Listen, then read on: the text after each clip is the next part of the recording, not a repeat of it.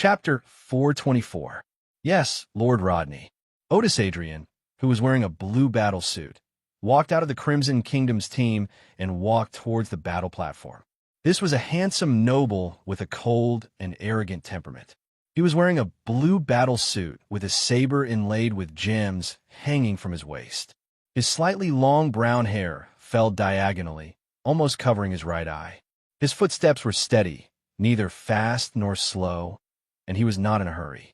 He did not seem to be anxious because his two companions had been defeated by Gray. He's the son of the Crimson Kingdom's Duke Adrian. I heard that this family still has a king-tier powerhouse. Sending him out now? Has he already reached the desolate level? Many of the nobles from the Jewel Kingdom and the Purple Moon Kingdom recognized Otis Adrian. After all, many of them had participated in a similar exchange 5 years ago. After being defeated by one person consecutively, the Crimson Kingdom's only way to regain their dignity was to defeat Otis Adrian. At this time, the Crimson Kingdom's king-tier powerhouse sent out Otis Adrian. This meant that the Crimson Kingdom's king-tier powerhouse believed that Otis Adrian had the strength to defeat Gray. Therefore, they could not help but guess that Otis Adrian had the strength of a desolate blood warrior. Otis, teach him a lesson. That's right. Let him know that Tier 2 barbarian level is nothing. Gray had defeated 2 nobles from the Crimson Kingdom in a row, and he seemed to have done it with ease. This made the Crimson Kingdom's nobles feel humiliated. Now that Otis Adrian was sent to the battle platform, some of them sneered, while some of them shouted without hesitation. Looking at the attitude of the Crimson Kingdom's nobles, Otis is most likely a desolate blood warrior. Although Gray Fergus's strength is not bad, and he's also very strong among Tier 2 barbarians, he's definitely not a match for a desolate blood warrior. I wonder who the Purple Moon Kingdom will send out next. I wonder if there are any other desolate blood warriors in the Purple Moon Kingdom other than Prince Francis. The nobles of the Jewel Kingdom were discussing among themselves. Since both the Purple Moon Kingdom and the Crimson Kingdom had conflicts and wanted to decide who was better, they were naturally more than happy to watch from the sidelines and observe the strength of both sides. Teach Gray a lesson. Among the nobles of the Purple Moon Kingdom, many of them were secretly sneering. They wondered if these people would still dare to say such things after knowing about Gray's past achievements. But soon, they believed that Gray would make these people's jaws drop in shock. Pa, pa, pa. Otis Adrian walked up the stairs to the fighting ring. He did not draw his sword immediately. Instead, he looked at Gray and said, "Let's go. Give it your all, or you won't have the chance to attack."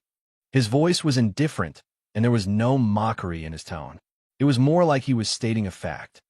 Then you better catch it properly. The corner of Gray's mouth lifted slightly.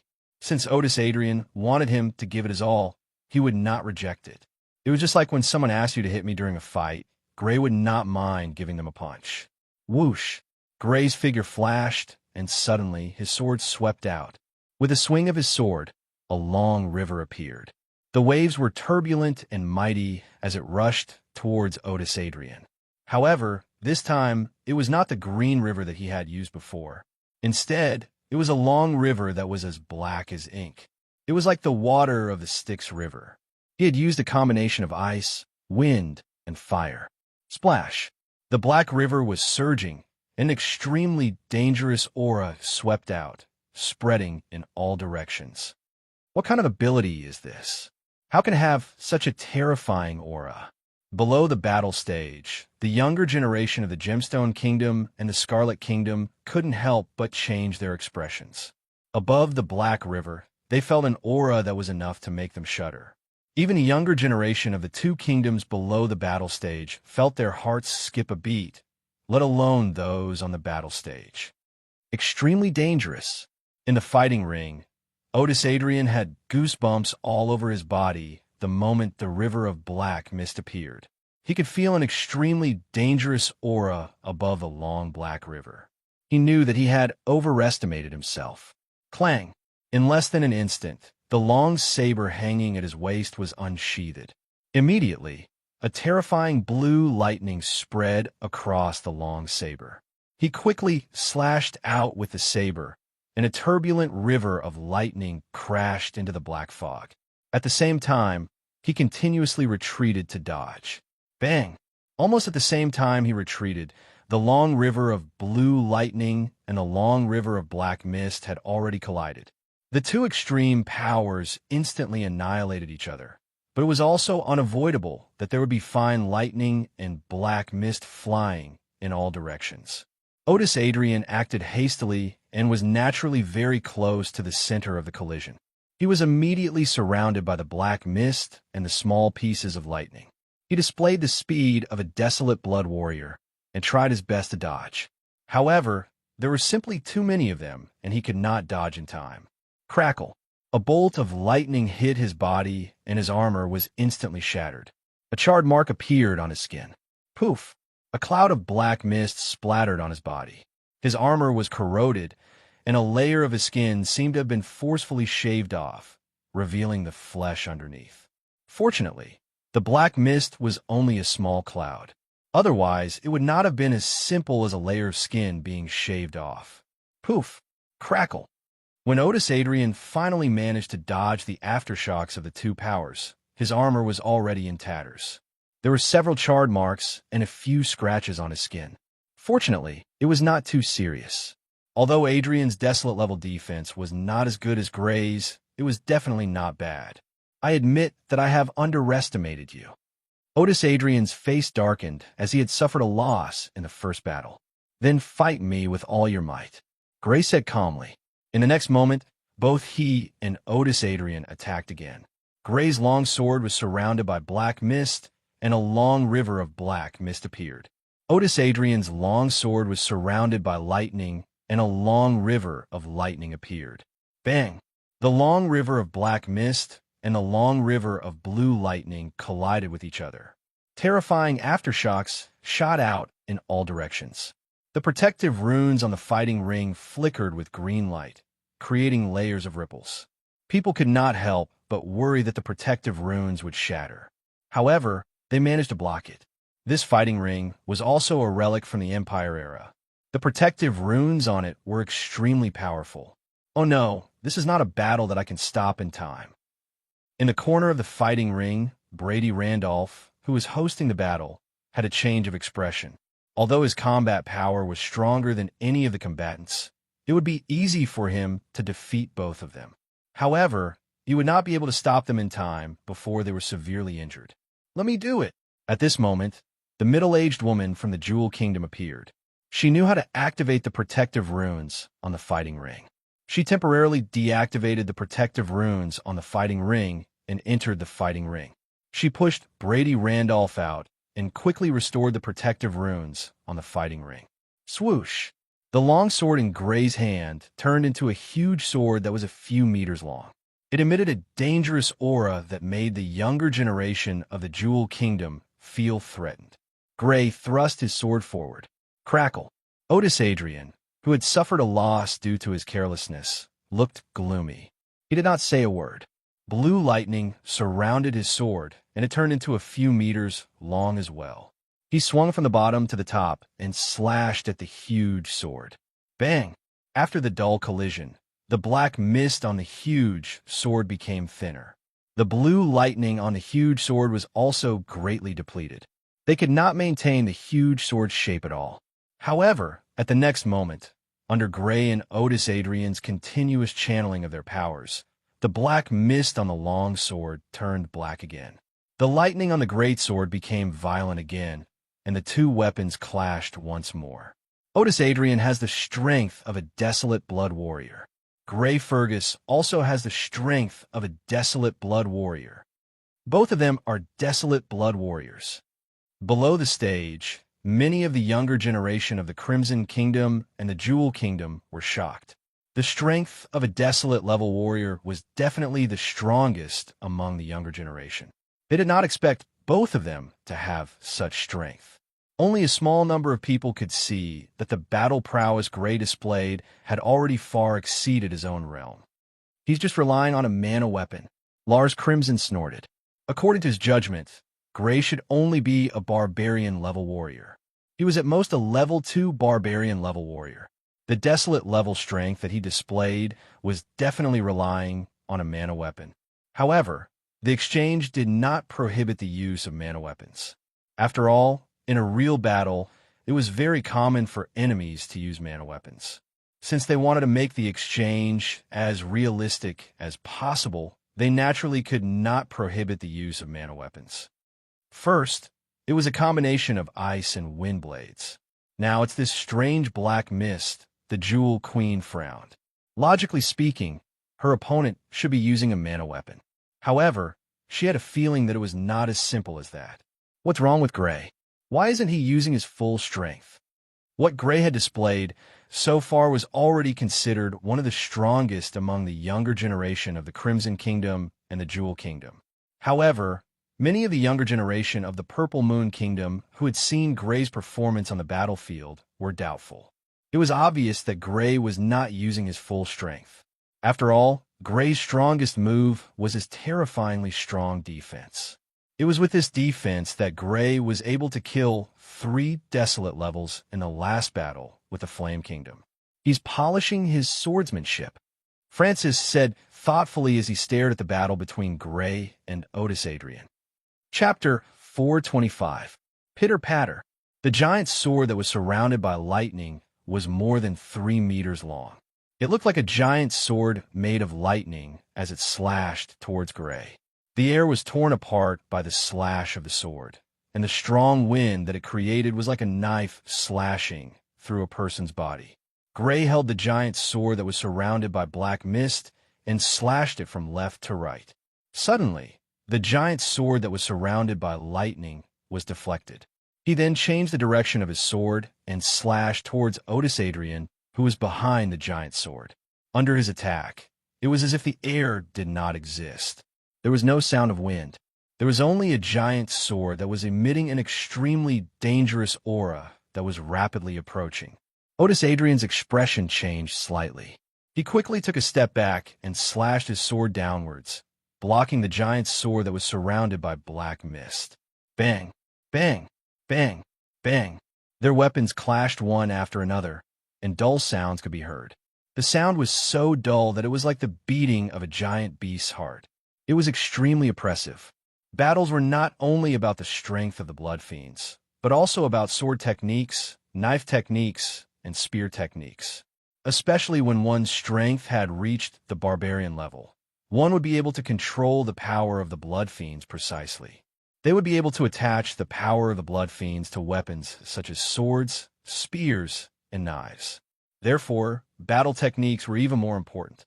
After more than half a year of fighting, Gray had a deeper understanding of this point. He paid more attention to his battle techniques. Now that he had met a young prodigy who was on par with him, he could not help but want to use his opponent as a whetstone to polish his sword techniques. Therefore, he did not reveal his strong defense that even desolate blood warriors would not be able to damage. Instead, he relied more on his battle techniques to fight with his opponent. So you have not reached the desolate level. You only have the power of a desolate level because of your mana weapon. After a few exchanges, Otis Adrian realized that Gray was only at the barbarian level.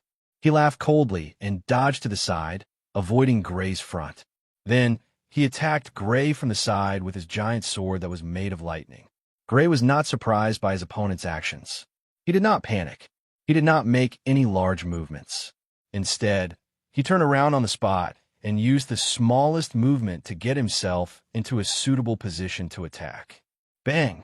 The giant sword made of black mist swept out and blocked the huge lightning saber. His opponent wasn't the first person to take advantage of his relatively slow movement speed. Many enemies on the battlefield had done the same. What he did just now was a battle technique he had learned on the battlefield when facing enemies who were faster than him. Bang, bang, bang. From time to time, Otis Adrian would appear around Gray while Gray remained motionless. All he did was move his body and block Otis Adrian's attacks with minimal movement. This guy's fighting skills. Otis Adrian frowned when he tried to attack Gray from behind again, but was blocked by Gray. It was clear that his opponent's speed was inferior to his, but every time, his opponent was able to easily block his attacks, causing him to be unable to break through. Facing his opponent, He felt as if he was facing a clan elder who had been a desolate blood warrior for many years. His opponent's strength was clearly not stronger than his, and he was even slower than him in terms of speed, but he just couldn't win. He understood that his opponent's fighting skills were far superior to his own. This guy is younger than me. How can he have the fighting skills of a clan elder? To be able to reach the level of a desolate blood warrior at such a young age, his cultivation and fighting skills were definitely not weak. It wasn't that he hadn't experienced any battles along the way, and he had often fought against clan elders.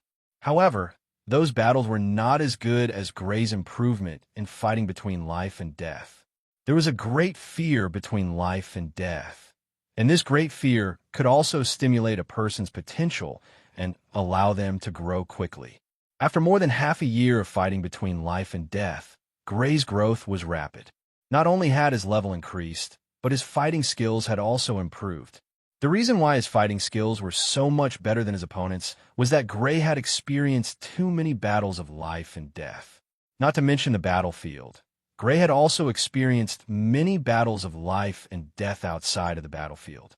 As for his opponent, as a member of a duke's family, it was almost impossible for anyone to kill him. Naturally, it was difficult for him to encounter such battles of life and death. It was natural that his fighting skills would not improve as fast as Gray's. This was the difference between a person who had been baptized by the battlefield and a person who had been raised in a greenhouse. Pitter-patter. The long river of blue lightning rumbled and surged endlessly. Lightning flashed in all directions. As it swept across the platform, the protective array patterns on the platform lit up brightly, reinforcing the platform and preventing it from being damaged. Below the platform, many of the younger generation of the three kingdoms looked solemn. Such a lightning was enough to defeat most of them, or even kill them on the spot. Only a few people who had reached the level of a desolate blood warrior could remain calm. However, they couldn't help but pay close attention to this battle. This was a battle that they needed to pay close attention to, because both sides were at the same level as them. The lightning swept over from the side with great momentum. Gray turned around and did not hesitate at all. He swung the huge black sword that was several meters long from top to bottom. Puff! The huge black sword seemed to have cut a piece of cloth, forcibly splitting the long river of thunder and lightning into two halves from the middle. The two halves of the blue lightning passed by him from both sides and finally hit the green light that was supported by the protective array patterns behind him. The lightning exploded, causing the green light to shake violently. The huge movement caused a gust of wind that blew Gray's black hair. His face was angular and his body was slender and strong. Standing in place, his whole body was as sharp as the huge sword in his hand. He exuded an extremely strong aura. Swoosh! Otis Adrian appeared beside him and slashed down with his huge sword that was surrounded by lightning. The sword aura was so strong that it seemed as if it was going to cut Yishiwan in half. Gray turned around and held his sword horizontally. The huge sword blocked the huge lightning sword that was slashing towards him. Bang! This was a rather low sound compared to the surging thunder and lightning. Although it was low and dull, its destructive power was definitely not weak. The defensive formation patterns that lit up on the ground of the battle platform showed the power of this collision. If a normal person was near them just now, they would have been turned into minced meat by the shockwave. Although they did not have the same blood beast ability as the Fang Boar, the sound wave created by the collision was not weaker than the Fang Boar's. Gray blocked the gigantic Thunderblade with his sword. Then he suddenly pressed down on the Thunderblade in his hand, causing the Thunderblade to tilt downwards slightly. Then he swung his sword towards Otis Adrian, who was behind the Thunderblade, blocking the attack, pressing down to deflect the huge sword, and counterattacking. Although these three actions were executed by Gray, it was as if they were one action. This was also a battle technique that he had honed on the battlefield. This kind of battle technique had almost become his instinct and had become part of his body's memory. As the huge sword slashed towards him, Otis Adrian quickly dodged it. However, his arm was inevitably grazed by the sword. Puff! Needless to say, the huge black sword was very sharp. Although it had only grazed Otis Adrian's arm, a deep wound still appeared on it. Beep, beep, beep. Blood flowed out and dripped onto the stone floor of the platform. Otis Adrian was injured once again. If the initial injury was due to his carelessness and he did not pay enough attention to Gray, then the current injury was definitely not due to his carelessness. Otis Adrian had a good understanding of Gray's strength. He would definitely not be careless after learning about Gray's strength. This time, he was injured by Gray's strength and battle techniques. Again, looking at his bleeding left arm, Otis Adrian's face turned pale. His opponent's combat power was comparable to a desolate blood warrior's because of his mana weapon. His other attributes were only at the barbarian level, which was far inferior to Otis Adrian's. However, Otis Adrian was suppressed and even injured. This made Otis Adrian very angry. Crackle. Another lightning river swept towards Gray. Meanwhile, Otis Adrian dashed towards Gray from the other side. The lightning river was torn apart by Gray's sword. Taking advantage of this gap, Otis Adrian closed in on Gray. Swoosh! Taking a step forward, Otis Adrian was already close to Gray. He slashed his sword towards Gray's throat. Fast, accurate, and ruthless. This was a strike that could be said to be at the pinnacle of his strength. He had unleashed all of his combat strength without restraint. Bang! Even so, it was still blocked by Gray. After slashing apart the lightning river, Gray did not stop and slashed towards Otis Adrian. It was as if Otis Adrian's vision had reached 180 degrees. He had already noticed Otis Adrian's arrival and the slash. Puff! Blood splattered everywhere. Otis Adrian was injured once again. A deep wound appeared on his abdomen. Blood seeped out and dyed his armor red. His armor was tattered and stained with blood. He no longer had the arrogant and condescending attitude that he had in the beginning. Again, Otis Adrian shouted in anger. However, the outcome did not change. Puff, puff, puff. Otis Adrian kept attacking Gray. However, Gray kept blocking his attacks. Otis Adrian was also injured. Again, Otis Adrian roared angrily again and was about to attack again. However, at this moment, a huge black sword was placed against his neck. The sword was wrapped in black mist and was extremely sharp.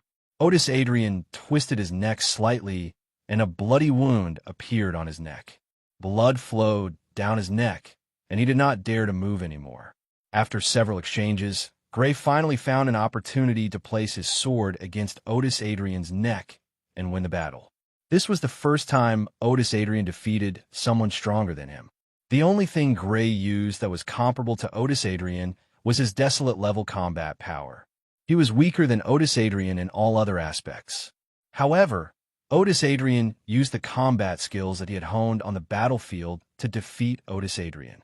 Winning this battle made Gray happier than killing a desolate blood warrior on the battlefield. This was because this was the most direct proof of his combat skills that he had honed on the battlefield. Chapter 426. Even Otis has been defeated. Damn it, even Otis is no match for that guy. The younger generation of the Scarlet Kingdom all had ugly looks on their faces. Including Otis, this was the third person that the other party had defeated. Otis was a genuine desolate blood warrior, but he had still been defeated by the other party. Being defeated by the same person 3 times in a row was like being slapped by the same person 3 times in a row. They could already imagine how the nobles of the Jewel Kingdom and Purple Moon Kingdom would look at them. They glanced in the direction of the Jewel Kingdom and Purple Moon Kingdom. Indeed, among the nobles of the 2 kingdoms, many of them were looking at them with obvious mockery. The Scarlet Princess, who Kylie Scarlet, was so angry that she clenched her fists tightly. If not for the fact that she knew that she was no match for the other party, she would definitely have stepped into the arena. Although the Scarlet Prince, Lars Scarlet's expression did not change, he did not say a word. He walked out from the Scarlet Kingdom's team and walked towards the arena. His red hair was like fire, his face was handsome, and his yellow battle armor made him look extremely tall and straight. However, his eyes were a little cold, and a cold aura emanated from his body. Previously, he thought that the other party's combat strength was comparable to that of a desolate grade because of his mana weapon. Although he could fight a desolate blood warrior, he would definitely lose in the end. After all, combat was not only a competition of combat strength, but also of speed, strength, defense, and many other aspects.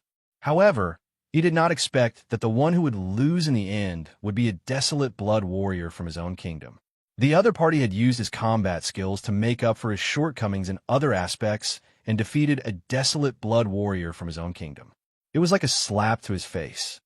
Why don't you let me be the opponent of His Highness Lars? Gray has fought 3 consecutive battles and has expended a lot of energy. I'm sure His Highness Lars would not want to take advantage of him. At this moment, from the Purple Moon Kingdom, Gavin Kenneth walked out and said to Lars Scarlet. He had a head of blue hair and a handsome face. Compared to Lars Scarlet's calm temperament, his temperament leaned more towards elegance, like a formless wind. All right, then I'll challenge His Excellency Gray in the future. The opponent that Lars Scarlet wanted to fight the most was naturally Gray. After all, Gray had consecutively defeated 3 of the Scarlet Kingdom's nobles, putting the Scarlet Kingdom in a difficult position. However, since Gavin Kenneth had put it that way, he naturally couldn't say that he would fight Gray now. If he did, people would think that it was because Gray had expended too much energy even if he won. Gray nodded at Gavin Kenneth as he walked down from the ring and returned to the Purple Moon Kingdom's team. No matter what, Otis Adrian was still a desolate blood warrior. If he did not rely on his physical defense and relied solely on his battle techniques to defeat his opponent, the difficulty would be greatly increased. Naturally, his energy consumption would also be greatly increased. However, if Lars Scarlet really wanted to fight now, he wouldn't mind fighting with his opponent. With a defense that even a desolate grade would find hard to damage, he believed that he wouldn't lose. What he was most interested in now was what level Gavin Kenneth was at now. 2 months ago, when the war ended, Gavin was at the 2nd level of the barbarian grade. However, 2 months had passed, and Gavin Kenneth had taken the initiative to challenge Lars Scarlet again. Gavin Kenneth's level was probably on the ring. Gavin Kenneth and Lars Scarlet were already in position. Whoosh! Lars Scarlet was the first to attack. He drew his sword and quickly approached Gavin Kenneth. The Scarlet Kingdom's nobles had been defeated 3 times in a row. They urgently needed a crushing victory to wash away this humiliation and boost their morale. He needed to defeat Gavin Kenneth cleanly. As he ran, the long sword in his hand suddenly slashed towards Gavin Kenneth. Whoosh! Under his sword, a crimson lightning bolt appeared.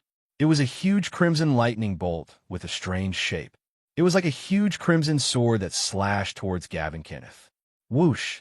Gavin Kenneth moved as well. His blue hair fluttered. His body suddenly moved to the side quickly. He actually used his speed to dodge the huge crimson lightning bolt. Gavin has indeed reached the desolate grade, Sophia said. The reason for this was because the speed that Gavin Kenneth was displaying had definitely reached the desolate grade. After the baptism of the battlefield, those of us who survived have all improved by quite a bit, Gray exclaimed. After the baptism of the battlefield, he was not the only one who had improved. Gavin Kenneth, Sophia, Francis, and many other nobles who had survived the battlefield had also improved. Gavin Kenneth is actually a desolate blood warrior. In the Jewel Kingdom and Scarlet Kingdom, several people's expressions changed slightly. 5 years ago, they had fought Gavin Kenneth. At that time, they were at the same level as Gavin Kenneth. Now, Gavin Kenneth had already become a desolate blood warrior, but they were still at the barbarian grade. It's the baptism of war. Even the older generation of the 2 kingdoms could not help but have a slight change in their expressions. Battle was indeed the best catalyst for growth. Although it was dangerous, as long as one could survive the danger, there was a high chance that they would improve. It was also because of this that the 3 kingdoms would hold such an exchange every 5 years. The purpose was to allow the younger generation of the 3 kingdoms to compete with each other and become each other's sharpening stones to promote each other's growth. After dodging the scarlet lightning, Gavin Kenneth slashed out with his blade. Under his blade, cold air pervaded the air. The dense white cold air transformed into a cloud, covering the heavens and earth as it swept towards Lars Crimson. The surrounding ground was covered with a thick layer of ice following the movement of the white cold air. Desolate Blood Warrior. Lars Scarlet's expression did not change, but his heart was slightly shaken. Compared to 5 years ago, the growth of the Purple Moon Kingdom's younger generation 5 years later had exceeded his expectations. Although Grey Fergus was not a desolate grade warrior, he could defeat one. Gavin Kenneth was a genuine desolate blood warrior. Together with Francis, it was almost as if the Purple Moon Kingdom had 3 desolate blood warriors. On the other hand, the Scarlet Kingdom only had him and the defeated Otis Adrian. Without a doubt, the Scarlet Kingdom had lost in terms of the number of top fighters of the younger generation. Boom, boom, boom. On the stage, the extremely cold air and the red lightning that emitted a destructive aura constantly clashed, creating loud sounds. The aftermath of the battle swept across the entire stage. Oomph! Lars Scarlet coldly snorted as he couldn't win after a long battle. Suddenly, a pair of scarlet wings appeared on his back. His body soared into the air, transforming into a scarlet rainbow as he rapidly moved. Punk! Facing his opponent, who had become extremely fast, Gavin Kenneth felt the pressure increase greatly. After exchanging more than 100 blows, he could not dodge in time and was injured by Lars Scarlet's sword. He lost to Lars Scarlet. After all, he had just become a desolate blood warrior, while Lars Scarlet had already walked on the path of a desolate blood warrior for a long time. With such an outcome, no one was surprised. After winning the battle, Lars Scarlet's face did not look too good. The appearance of one desolate blood warrior after another in the Purple Moon Kingdom did not make his mood any better. He walked down the stage with a sullen face. He did not plan to continue fighting. The battle with Gavin Kenneth had also consumed a lot of his energy. If he were to fight with Francis, he would definitely be at a disadvantage. Hence, he decisively left the stage. Who will be my opponent? In the Scarlet Kingdom, the princess Kylie Scarlet, who had been suppressing her anger, walked out and looked in the direction of the Purple Moon Kingdom. The Scarlet Kingdom had been defeated by Grey 3 times in a row, which made her expression a little cold. However, this did not diminish her beauty. Her fiery red hair, slender white neck, and white battle armor made her as beautiful as a white swan. I'll go. Sophia walked out from the Purple Moon Kingdom's team and walked onto the stage. Her purple hair was dazzling, and her face was flawless. Her originally slender and graceful figure, under the contrast of the blue battle armor, looked even more slender and beautiful. Schwa! The battle began. After a few probing exchanges, Kylie Scarlet did not dare to be careless. Scarlet wings appeared on her back, and she flew in the air. Her speed was the same as Lars Scarlet's, suddenly increasing sharply. She and Lars Scarlet had cultivated the same blood arts. Schwa schwa. Facing her opponent, who had increased his speed, Sophia was naturally not afraid. Her body was surrounded by blue light, and her speed also increased sharply.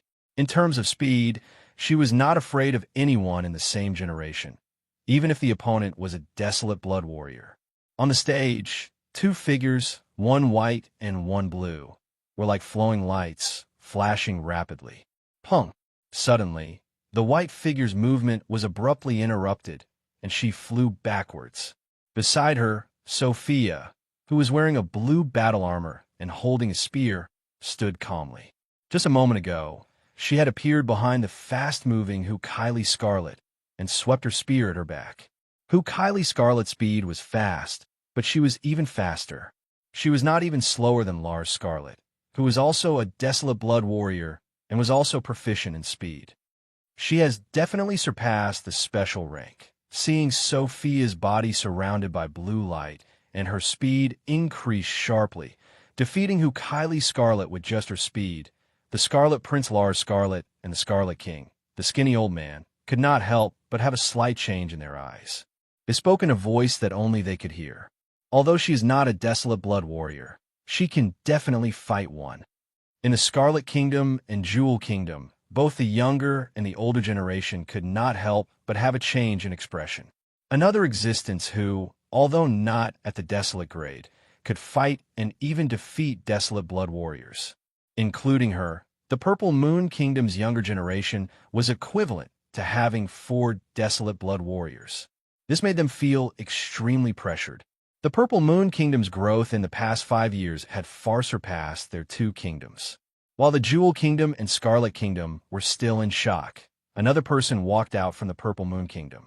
Her purple hair reached her waist, and her figure was curvaceous. The Queen of the Purple Moon Kingdom, Hylia Violet, walked out. Her gaze was not in the direction of the Scarlet Kingdom, but in the direction of the Jewel Kingdom. To be precise, it was the Queen of the Jewel Kingdom, Grinway Austin. Your Highness Grinway, please fight. Chapter 427. Your Highness Grinway, please accept my challenge. On the battle platform, Hylia Violet, the Queen of the Purple Moon Kingdom, was dressed in a purple lady's battle suit, looking valiant and valiant. She looked at Grinway, the Queen of the Jewel Kingdom, with a strong desire to fight in her eyes. While the Jewel Kingdom and the Scarlet Kingdom were still surprised that there were 4 desolate blood warriors among the younger generation of the Purple Moon Kingdom, another person from the Purple Moon Kingdom stepped out and challenged Grinway, the Queen of the Jewel Kingdom, who had the strength of a desolate blood warrior. Many people could imagine what this meant. Does the Purple Moon Kingdom have desolate blood warriors? A young noble of the Jewel Kingdom looked surprised, and his words were almost everyone's thoughts. The number of desolate blood warriors in the Purple Moon Kingdom even exceeded the total number of the Jewel Kingdom and the Scarlet Kingdom. He did not want to believe such a thing, but judging from the current situation, it was very likely to be true. Grinway's beautiful eyebrows furrowed slightly. Her ink-black hair was draped over her back, and a diamond-shaped red gem between her eyebrows shone brightly. She was about to step out and accept the challenge when a voice sounded. "Wait, let me fight her." A man stepped out before her and went straight to the battle platform. It was a very tall young man, more than 2 meters tall, with muscles all over his body, like old roots entrenched in his body. He stepped onto the battle platform and was a head taller than Hylia Violet. He took a huge battle axe from his back and looked at Hylia Violet. "You should only want a desolate blood warrior as an opponent, so let me be your opponent." "Sure." Hylia Violet nodded and took out her weapon, a purple spear from the rune portal bag. Boom! As the battle broke out, the tall young man's battle axe flickered with khaki-colored radiance. As he swung his axe, it was as if a khaki-colored mountain was hurtling towards Hylia Violet. Above Hylia Violet's spear, purple flames abruptly burst forth like a meteor. Like Francis, she also cultivated the blood art of the purple flame beast sequence of the Purple Moon Kingdom's royal family. Every time the tall young man chopped down with his axe, it was like a mountain was smashing down. On the other hand, Hylia Violet Roland's long spear, which was wrapped in purple flames, struck like a meteor. Boom, boom, boom. Like a comet crashing into a mountain, the two collided violently. Within the battle platform, the broken purple flames and the broken earth-colored light that was like a rock splashed everywhere.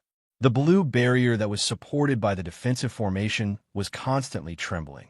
The two of them had exchanged more than 100 blows. Every part of the Colosseum had been baptized by the aftermath of their battle. Suddenly, the long spear in Hylia Violet's hand clapped in a very strange manner. The tall young man's battle axe was suddenly deflected to the side. She then turned her long spear and swept it at the tall young man, sending him flying. The purple flames left a charred mark on the tall young man's body. The injury was not light. In this battle, Hylia Violet had won. Another desolate blood warrior. The younger generation of the Scarlet Kingdom and the Jewel Kingdom, and even the older generation, were a little numb. The Purple Moon Kingdom had indeed produced another desolate blood warrior. With 3 desolate blood warriors and 2 existences whose strength was not weaker than the desolate blood warriors, the Purple Moon Kingdom was equivalent to having 5 desolate blood warriors. The Jewel Kingdom and the Scarlet Kingdom only had 4 desolate blood warriors in total. In other words, the number of desolate blood warriors in the Purple Moon Kingdom's younger generation was more than that of the 2 kingdoms combined. How did the Purple Moon Kingdom grow so quickly in just 5 years? The answer is obvious. The war with the Flame Kingdom. It was a tragic war. As far as they knew, nearly 500,000 people died in that war. Even among the existences at the level of desolate blood warriors, both kingdoms lost more than 10. One could imagine how tragic the war was. However, such a tragic war was not without benefits. The benefits were obvious. The surviving younger generation of the Purple Moon Kingdom's strength had improved by leaps and bounds. They had already left the Jewel Kingdom and the Scarlet Kingdom behind. After the battle between Hylia Violet and the tall young man, the first exchange battle between the three kingdoms had ended. The younger generation of the Purple Moon Kingdom had smiles on their faces, while the younger generation of the Jewel Kingdom and the Scarlet Kingdom felt a sense of depression in their hearts. In terms of the highest level of combat power, they had already lost. Fortunately, they were not completely defeated. Thinking of this, the nobles of the two kingdoms could not help but look at one person each. The Jewel Queen's hair was as black as silk. Her face was delicate, and the red diamond-shaped gem between her eyebrows added a sense of holiness to her. The Scarlet Prince's hair was as red as fire. His face was handsome, and his figure was tall and straight. He was like a towering mountain. Both of them did not seem to be affected by the atmosphere. Their faces were calm. One of them walked softly, while the other strode toward the resting areas of their respective kingdoms. We haven't lost yet. Falling behind temporarily is nothing. Seeing the two of them like this, the nobles of the two kingdoms could not help but feel a surge of confidence. They swept away their decadence and quickly returned to their respective resting areas to heal their wounds and cultivate. They were turning the pressure into their motivation. Thank goodness. Seeing that the younger generation of the two kingdoms had quickly pulled themselves together under the leadership of their respective leaders, the older generation of the two kingdoms breathed a sigh of relief. However, they could not help but look in the direction of the Purple Moon Kingdom again. It was undeniable that in this three-kingdom exchange, the overall strength of the younger generation of the Purple Moon Kingdom was stronger than any of the other kingdoms. After lunch, and finishing his afternoon cultivation, Gray was led to the Jasper Hot Spring by a castle maid. Gray was very curious about the Jasper Hot Spring that could heal injuries and promote the growth of one's strength. However, the hot spring was only open today, and he did not have the opportunity to use it yesterday. After passing through a few buildings and entering an area surrounded by walls, Gray saw the Jasper Hot Spring.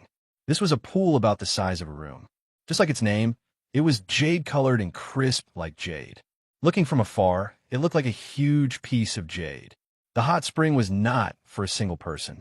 Before Gray, more than 10 people had arrived, but they were all men. Obviously, the men and women were separated. Among these people, there were people from the Purple Moon Kingdom and the other two kingdoms. There were even the 3 people from the Scarlet Kingdom that he had injured in the previous battle. He's just relying on magical weapons. The people from the Scarlet Kingdom looked at Gray with unfriendly gazes. After all, Gray had defeated 3 people in a row, and one of them was even a desolate blood warrior. It could be said that he had slapped the faces of the nobles of the Scarlet Kingdom. In their opinion, Gray's desolate blood warrior was too weak and could not be compared to the desolate blood warriors like the Scarlet Prince. The people from the Jewel Kingdom looked at Gray with curiosity. In the 3-kingdom exchange 5 years ago, Gray had not been there. Now, this was the first time Gray had appeared in the 3-kingdom exchange, but he had displayed top-notch strength. They could not help but raise their eyebrows. Although the other party had displayed such strength because of his magical weapons, the superb combat skills he had displayed in the battle could not be faked. Ignoring the hostile and curious gazes that were looking at him, Gray greeted the people from the Purple Moon Kingdom and entered the hot spring to carefully feel the effects of the hot spring. He could not feel the recovery of his injuries. After all, he was not injured. However, he could feel the promotion effect of the hot spring on the growth of his strength. After a while, he narrowed his eyes. Sure enough, it has some promotion effect.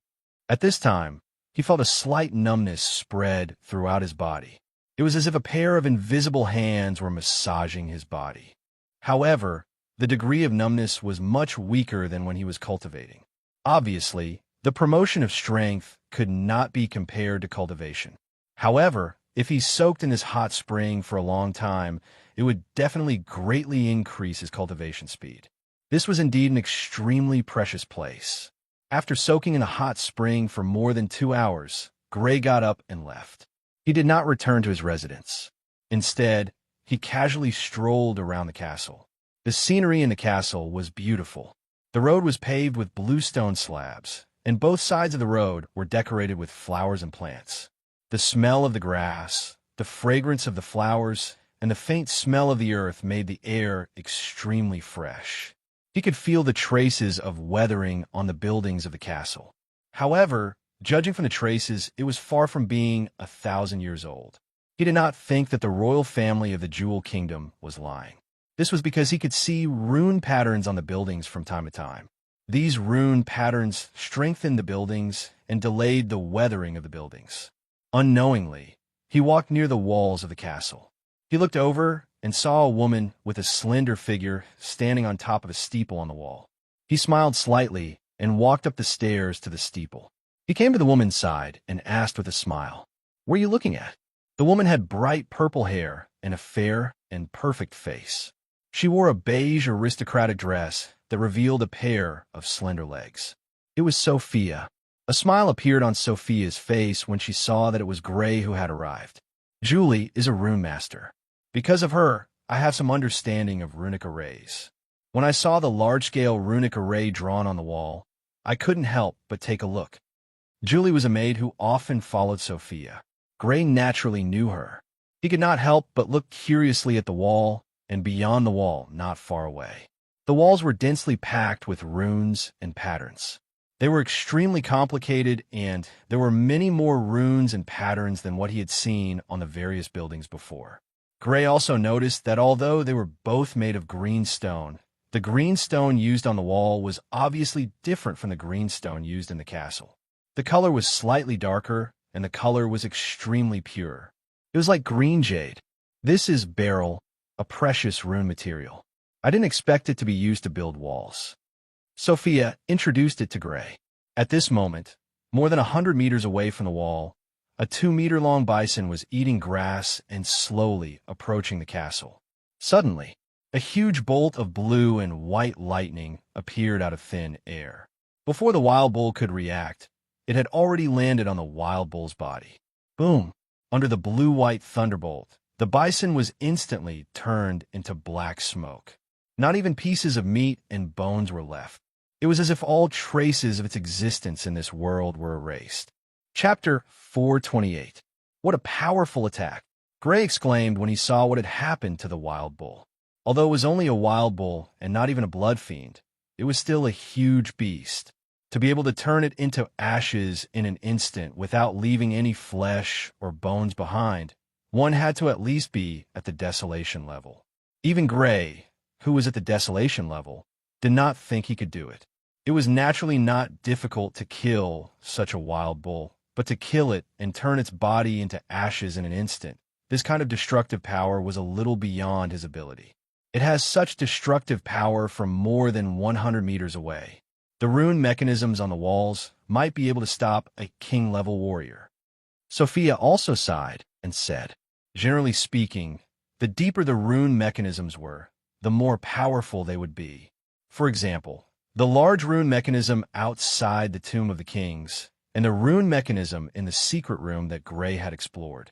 Indeed, Gray nodded solemnly. The era of the Empire was indeed a glorious era. During that time, not only were there many powerful warriors among the Blood Warriors, even rune masters, alchemists, and weaponsmiths had reached an extremely high level, far surpassing the current era. The two of them watched from the top of the steeple for a while. During the process, they saw several animals die under the rune mechanisms on the walls. Even the birds flying in the sky were no exception. As long as they flew below a certain height, they would be struck by lightning and turned into ashes instantly. The two of them were about to leave when they saw a man walking towards the castle from afar. When the man was about 100 meters away from the castle, he stopped and gave a few orders to the soldiers guarding the castle. Soon, the rune mechanisms on the walls were closed, and he entered the castle. "It's Brady Randolph, the manager." Gray recognized at a glance that the man walking towards the castle was the man who had hosted the youth exchange meeting between the three kingdoms this morning. This man is not simple. If I'm not wrong, he should be at the second level of the desolation level. Sophia said, in the battle this morning, some of the nobles were in danger of being killed. Brady Randolph had tried to stop them. Judging from the strength he had shown, he should be at the second level of the desolation level. Judging from his surname, he shouldn't be a member of the royal family of the Jewel Kingdom. Instead, he should be a servant of the Jewel Kingdom's royal family. For someone who isn't part of the Jewel Kingdom's royal family to be able to grow to this level, it's really amazing. It is indeed very powerful. Gray nodded solemnly. Growing up to this point, he knew very well how difficult it was to become a desolate blood warrior without any background. Although he had a royal background, he was just a servant with a different surname. The resources he could get were limited. To be able to grow to the second level of the desolation level, he was indeed a powerful person. On the second day, the younger generation of the three kingdoms did not engage in any battles. In the previous day's battle, in order to make it as realistic as possible, many people were injured. Although they had taken healing potions and soaked in the Jasper hot spring, it had only been a day. Most of them had not recovered yet. On the third day, the fourth day, and the fifth day, there were still no battles. It was not until the sixth day that the younger generation of the three kingdoms began to battle again.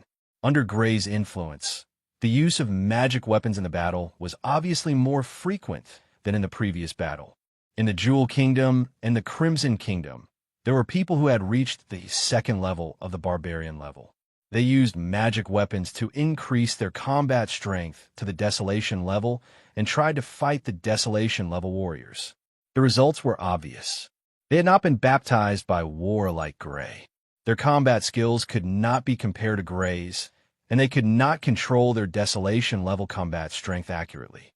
Moreover, they had only increased their power, but their physical attributes had not changed. They were no match for the desolation level warriors.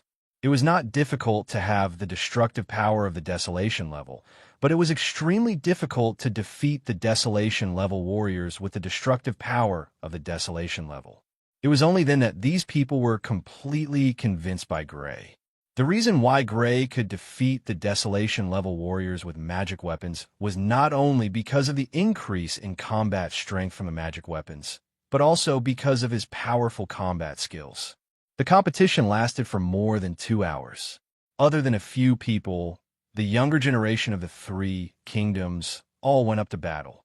In the battle, the younger generation of the Purple Moon Kingdom once again showed their strength.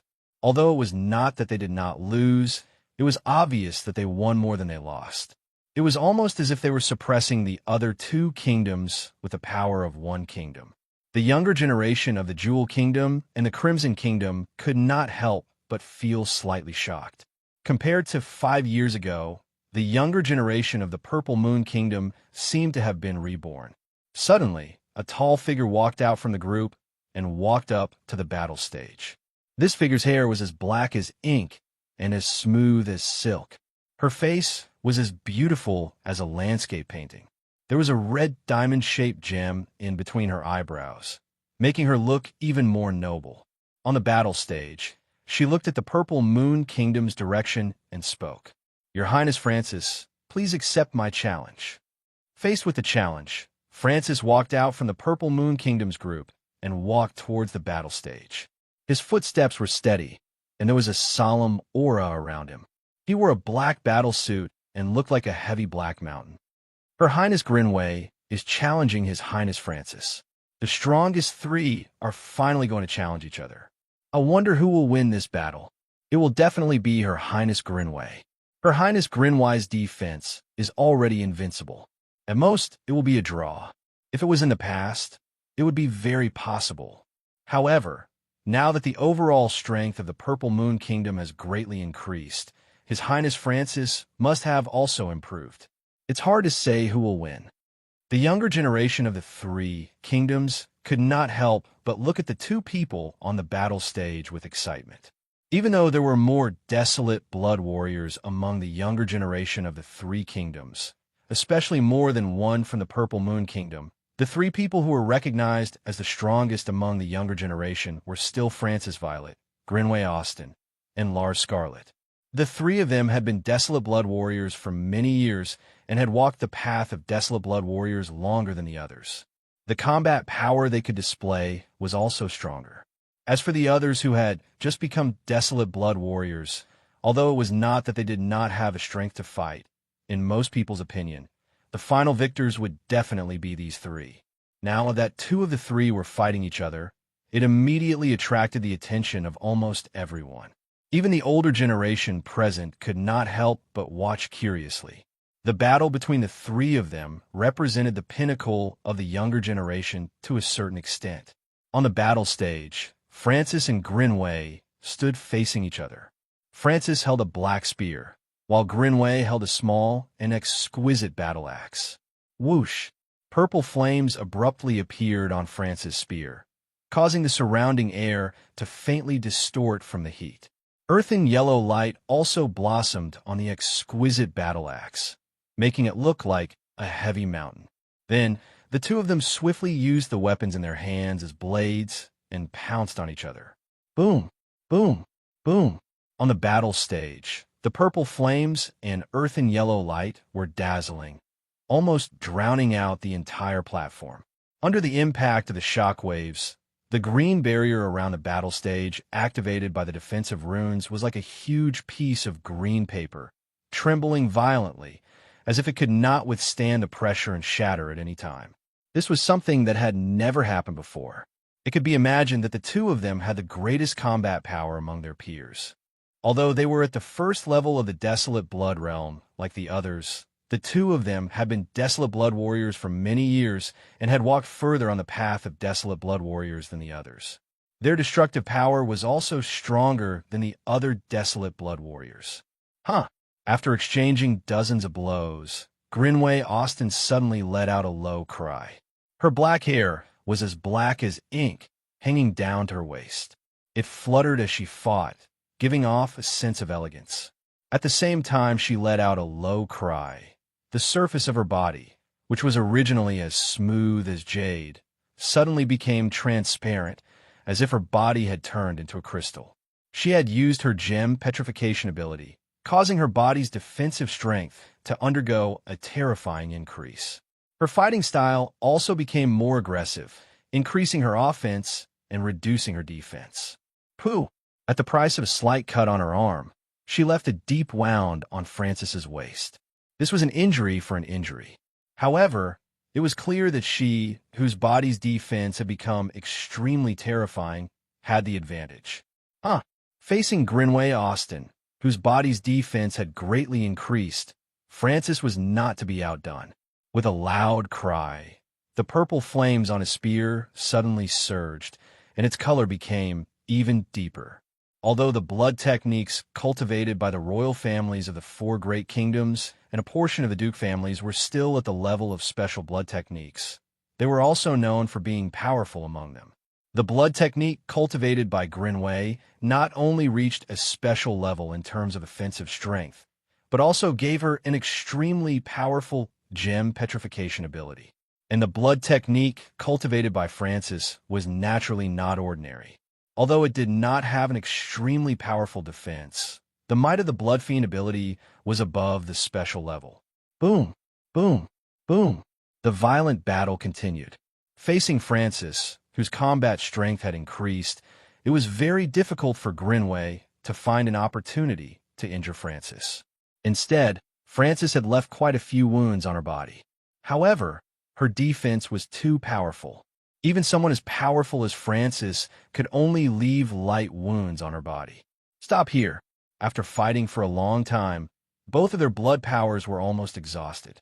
Knowing that it would be very difficult to determine a victor if they continued fighting like this, the middle-aged woman hosting the battle appeared to stop them. The two of them walked down the stage, while the other person walked up. His red hair was like fire, and his face was handsome. However, his gaze was somewhat cold.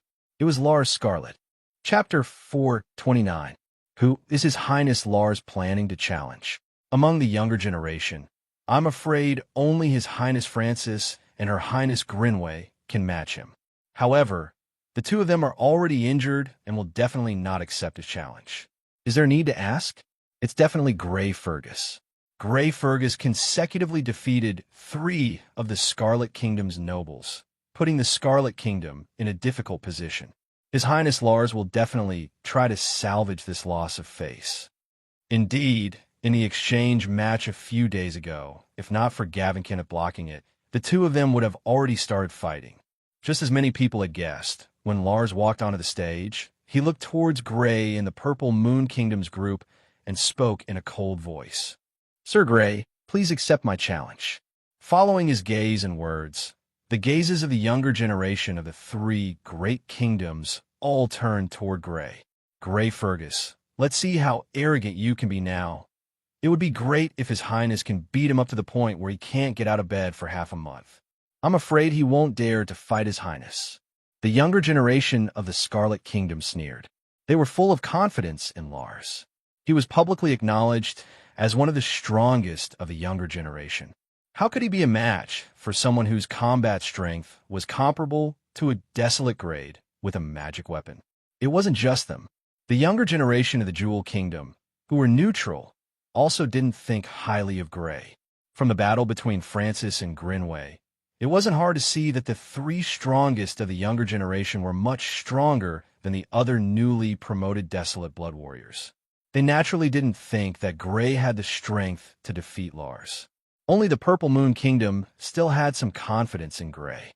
After all, Grey had killed 3 Desolate Grade Warriors, 2 of which were genuine Desolate Blood Warriors. Of course, it was only a little. The 2 Desolate Blood Warriors that Grey killed weren't considered strong among Desolate Blood Warriors. Their combat strength was definitely not comparable to Lars, who had been a Desolate Blood Warrior for many years. Pa. Facing Lars' challenge, Grey didn't have much to say. He directly walked out from the Purple Moon Kingdom's team and walked towards the stage. His black hair fluttered in the wind. His figure wasn't tall and sturdy, but there was a kind of vigor. His eyes were calm, revealing a dark blue color, like the clear sky. Even if Lars didn't challenge him, he would challenge Lars. Lars' enmity towards him was one of the reasons. The other reason was to give him pressure. The reason he came to this exchange was to make the strongest of the younger generation in the 2 kingdoms pressure him, so that he could reach the 2nd level of the Berserker realm as soon as possible. Naturally, he needed to challenge powerful people. Whoosh! Grey stepped onto the battle platform. There was no exchange of words between them. As soon as they stepped onto the stage, a fierce battle broke out between them. Lars slashed out with his sword, and an enormous red bolt of lightning, like a huge weapon without a handle, slashed towards Grey. Grey was not to be outdone either. A long black river, which seemed to have come from the netherworld, greeted the huge red lightning. Boom! The red lightning and black mist collided between the 2 of them. The terrifying explosion sent shockwaves in all directions. The runes on the ground of the battle platform lit up, and the green barrier around the battle platform trembled. Lars moved amidst the raging shockwaves. His figure flashed quickly, avoiding the splashing shockwaves of the battle. He rushed in front of Grey, his long sword surrounded by surging lightning. It was like a huge blood-red sword, slashing towards Grey. Grey reacted in time. His long sword, surrounded by black mist, blocked the sword. Whoosh! After blocking Lars' sword, Grey changed the direction of his long sword, changing from defense to offense as it slashed towards Lars. Lars, on the other hand, moved to the side, dodging Grey's sword, and attacked Grey again. Boom, boom, boom. The 2 of them exchanged blows at close range. The 2 huge swords, one red and one black, both emitted a terrifying aura. Every time they collided, a terrifying sound would spread out, shaking the battle platform's protective runes until they flickered continuously. It was as if 2 divine swords belonging to the gods were violently clashing. Boom! After another exchange, the 2 of them couldn't help but retreat. After more than 10 exchanges, no one was able to gain the upper hand. This was a shocking scene, one that many people had not expected before the battle. Lars actually couldn't gain the upper hand. His battle techniques aren't weak. After more than 10 exchanges, Grey objectively evaluated Lars in his heart. Lars' battle techniques were clearly stronger than Otis Adrian's. After all, Lars was almost 30 years old, and, as the future successor of the Scarlet Kingdom, his talent and hard work were definitely not lacking. Although he hadn't been on the battlefield, he had probably secretly participated in similar trials. To have such terrifying battle techniques at such a young age, Gray had a high evaluation of Lars' battle techniques. Lars had an even higher evaluation of Gray's battle techniques. Although his opponent was his enemy, he had to admit that his opponent's battle techniques were extremely terrifying. After failing to take down Gray in a row, Lars raised his eyebrows slightly. He had originally wanted to use his opponent's best battle techniques to defeat him fair and square, but now it seemed that he couldn't defeat his opponent with just battle techniques. His opponent was clearly younger than him, but his battle techniques weren't weaker than his own. It's time to end this. Asterisk crackle. Asterisk suddenly. The crimson lightning on Lars' long sword surged even more violently. This was his true strength. The crimson greatsword, which had expanded by one size, violently slashed at Gray's black greatsword. Boom! Under the obviously stronger power of the violent lightning, the black greatsword was shattered, and Gray was forced to retreat continuously by the violent power, only stopping after retreating for dozens of meters. Gray Fergus is at a disadvantage. His Highness Lars is finally serious. He really isn't a match for His Highness Lars. Below the stage, the nobles of the Scarlet Kingdom couldn't help but feel excited. From the sudden increase in power of Lars' greatsword, it could be seen that His Highness Lars hadn't displayed his full strength before. Now that he had displayed his full strength, Gray Fergus was immediately at a disadvantage. This made them overjoyed. Obviously, Gray Fergus wasn't a match for His Highness Lars at his full strength. Asterisk schwa. Asterisk with a flash. Lars caught up to the retreating Gray, not giving Gray a chance to react at all, and slashed down with his crimson greatsword. Black mist surged, and the shattered black greatsword in Gray's hand was restored. He didn't retreat, and instead met the attack with his own. Asterisk boom. Asterisk a loud sound rang out, and many of the youths outside the stage felt their heads buzz. They felt dizzy, almost fainting from the loud sound of the battle. Even the aftershocks of the battle are so strong. His Highness Lars is really too strong. When the aftershocks disappeared and they saw the stage, the youths of the three kingdoms were puzzled. Lars had displayed his full strength, and his second slash hadn't been able to injure Gray, nor had he been able to force Gray to retreat. Evenly matched, this was a battle of evenly matched strength. They carefully observed and discovered that the black greatsword in Gray's hand had suddenly become thicker, just like Lars. What is going on? Gray Fergus' battle strength can still increase? Below the stage, the youths of the three kingdoms all revealed looks of surprise. Originally, according to their estimates, Lars should have been stronger than Gray in terms of battle strength after the increase, and Gray should have been at a disadvantage when fighting with him. But now, it seemed that Gray battle strength wasn't any weaker than Lars. At this time, even the youths of the Purple Moon Kingdom couldn't help but be puzzled. Gray's battle strength could still increase? And? No, it's still early. Gray sneered. He blocked Lars' attack, and his black greatsword pierced towards Lars. The triple mixed ability was an extremely powerful ability. Even if it was a battle that was 2 levels higher, it could still display the battle strength of a special desolate level. And Gray had already reached the limit of the first level of the barbarian level, and wasn't far from breaking through to the second level. He had also strengthened the power of his triple mixed ability. After all, abilities would increase as one's level increased. In terms of the power of his blood fiends, he definitely wouldn't lose to Lars. Asterisk crackle. Asterisk Lars retreated a few steps, dodging Gray's black greatsword. Then, his red greatsword slashed through the air, and a huge red lightning bolt pounced towards Gray. The air was filled with a violent aura. The red lightning surged violently, as if it wanted to destroy everything in the world. Gray's black greatsword suddenly shifted to the left, and the huge sword slashed from left to right. Asterisk Kacha. Asterisk, the red lightning bolt was instantly shattered and annihilated. Then, without stopping, he slashed again from right to left. A long river of black fog gushed out from the black greatsword, rolling and attacking forward. What welcomed him was a red greatsword descending from above. The long river of black fog was instantly shattered and completely disappeared. The aftermath of the battle sputtered in all directions, and the green barrier outside the battle stage trembled violently. Asterisk, boom, boom, boom. Asterisk, the two, whose power had increased by a notch, clashed again. The red lightning and black fog were like a violent storm, wreaking havoc within the battle stage. It seemed as if the battle stage would disintegrate and explode at any time. What a powerful force! Outside the battle platform, the younger generation of the three kingdoms felt their hearts palpitate as they watched.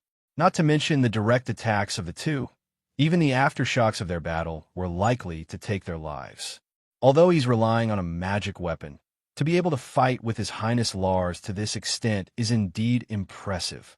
A few desolate blood warriors were watching with serious expressions. Only the Gem Queen, Glenwy Austin, and Francis were still calm. But even so, they were still watching without blinking. This was a battle that the two of them valued. After exchanging more than 100 blows, he still couldn't take down Gray. Lars' gaze turned cold, and then a pair of crimson wings spread out behind his back, and he flew up. After failing to take down Gray for a long time, he finally displayed his strongest move. Chapter 430. In the air, Lars' red hair was like fire. His face was handsome, and behind his back was a pair of huge crimson wings that slowly flapped. Every time they flapped, they would create a hurricane that wreaked havoc on the stage. On the huge sword in his hand, red lightning flashed, emitting a terrifying aura. It was as if he was an untainted thunder spirit that stood in the sky, looking down at Gray from above. Shwa! In the next moment, he moved. Fast, terrifyingly fast. The air was torn apart as he turned into a crimson shadow, pouncing towards Gray. In an instant, he had already closed in on Gray. So fast, Gray held the huge black sword in his hand and slashed forward, slicing through the crimson shadow. However, his expression changed slightly. This slash had missed, and the crimson shadow was only an afterimage of his opponent. Shwa! Just as he was about to close in on Gray, Lars appeared behind Gray. The huge crimson sword wrapped in lightning was several meters long. With a whistling sound, it was like a giant's weapon as it slashed towards Gray's back. Pooh! Gray sensed that his opponent had appeared behind him. He turned around and slashed backwards with the huge black sword. However, he was half a beat too slow, and the huge crimson sword slashed onto his back. His body suffered a heavy blow, and he was sent flying like a cannonball. On his back, a huge crack appeared on his battle armor, and the crimson lightning came into contact with his skin at close range, emitting a sizzling sound. Haha! Gray Fergus is heavily injured. The nobles of the Crimson Kingdom laughed complacently. With the opponent's realm as a barbarian blood warrior, it was easy to imagine what the result would be after receiving a desolate great attack from His Highness. Even a younger generation of the Jewel Kingdom believed that Gray's injuries were not light. After all, that was an attack from a desolate blood warrior that had not held back. Moreover, the one who had attacked was Lars, one of the strongest desolate blood warriors. However, they did not notice that at this moment, the middle-aged woman from the Jewel Kingdom was about to intervene, but she stopped herself. She also did not notice that the young nobles of the Purple Moon Kingdom did not have much of a change in expression when they saw that Gray was injured. On the battlefield, how many injuries had Gray suffered?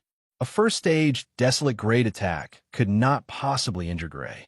If it could, Gray would have died many times over.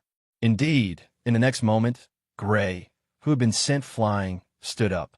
It was as if the injury on his back, as if it did not affect him at all. No, he's not injured. The nobles of the Gem Kingdom and the Crimson Kingdom finally noticed the abnormality. Gray's back was facing them, and they could clearly see Gray's back. How did his skin turn bronze? After receiving such a blow from His Highness Lars, even if he only suffered such an injury, Could his defense be comparable to Her Highness Glynis? Gray's body was now covered in a layer of bronze, as if he was a bronze sculpture. On his back, where Lars' sword had struck, although his armor had been cut open, there was only a light injury on his body. What a strong defense! Even the Jewel Queen, Glynis Austin, could not help but be shocked. Facing Lars' attack, Gray had only suffered such a light injury. She could not help but wonder if Gray's defense was comparable to hers. Lars' pupils shrunk as he looked at Gray. After sending Gray flying, he did not continue attacking. He believed that this blow was enough to injure Gray and could even take his life. However, what surprised him was that Gray had already stood up and did not look like he was injured at all. Let's continue. Feeling the pain on his back, Gray grimaced. After leaving the battlefield for 2 months, he was injured again. Not only did this not make him angry, he was even a little excited. This was the kind of condition he wanted. He wanted an opponent who was strong enough to bring him great pressure. Only then would he feel as if he was going through life and death situations, and only then would he be able to break through the bottleneck of the Berserker realm as soon as possible. Oomph! Lars Scarlet snored coldly. The scarlet wings on his back flapped, and he once again appeared behind Gray like a scarlet ray of light in the blind spot of Gray's vision. Scarlet lightning coiled around the great sword as it slashed towards Gray. Whoosh! At this moment, a long river of black fog suddenly appeared around Gray, surrounding Gray in the middle and spreading in all directions like surging waves. Knowing that with his opponent's terrifying speed, he would not be able to block the attack in time, Gray attacked in all directions, hoping to stop his opponent. It's futile. Facing the scattered black fog attacking in all directions, Lars Scarlet let out a cold smile.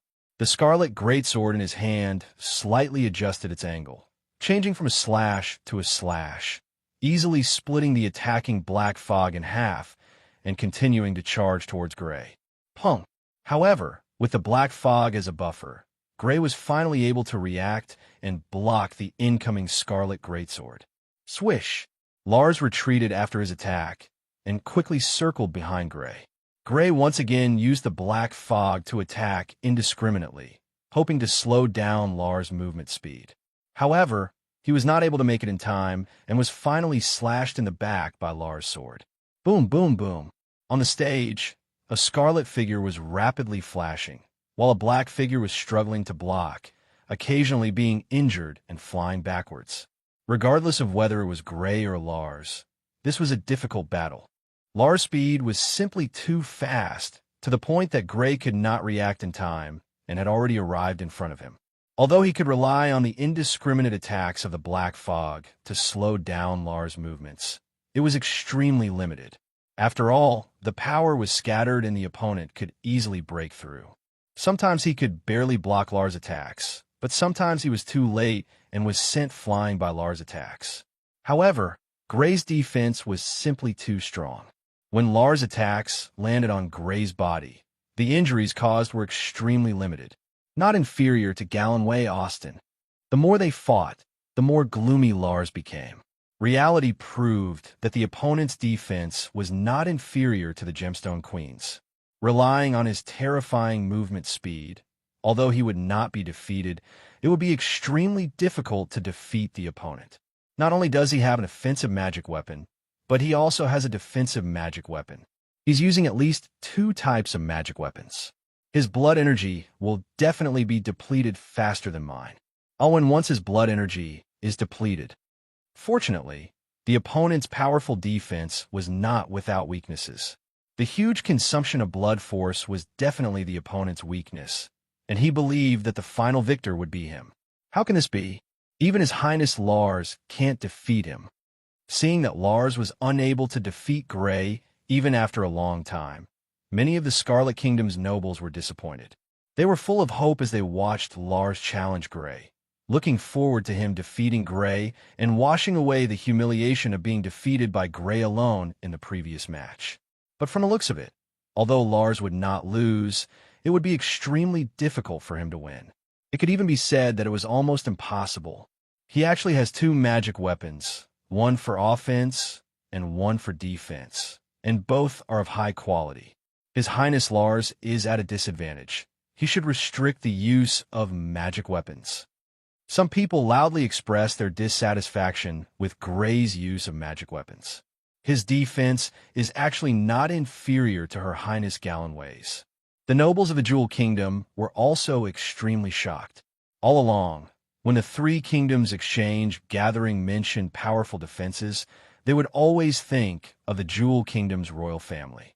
This was because the Jewel Kingdom's royal family's blood magic was known for its powerful defense. But now, an outsider actually had a defense that was not inferior to Gallonway's. This made them extremely shocked. Fortunately, he's using magic weapons and not his own defense. The only thing that made them rejoice was that the other party's defense was not his own, but was brought about by magic weapons. Magic weapons basically had no growth potential and could only be used at a certain stage.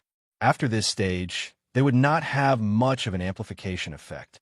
However, Gallonway's magic weapons could still grow and would definitely leave her opponent behind in the future. Asterisk boom, boom, boom.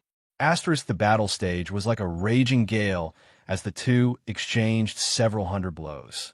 Grey had dozens of wounds on his body, but none of them were too serious. The power of blood still hasn't been exhausted. Lars raised his eyebrows. If this continued, his battle with Grey Fergus would probably end in a draw. He could not accept such a result.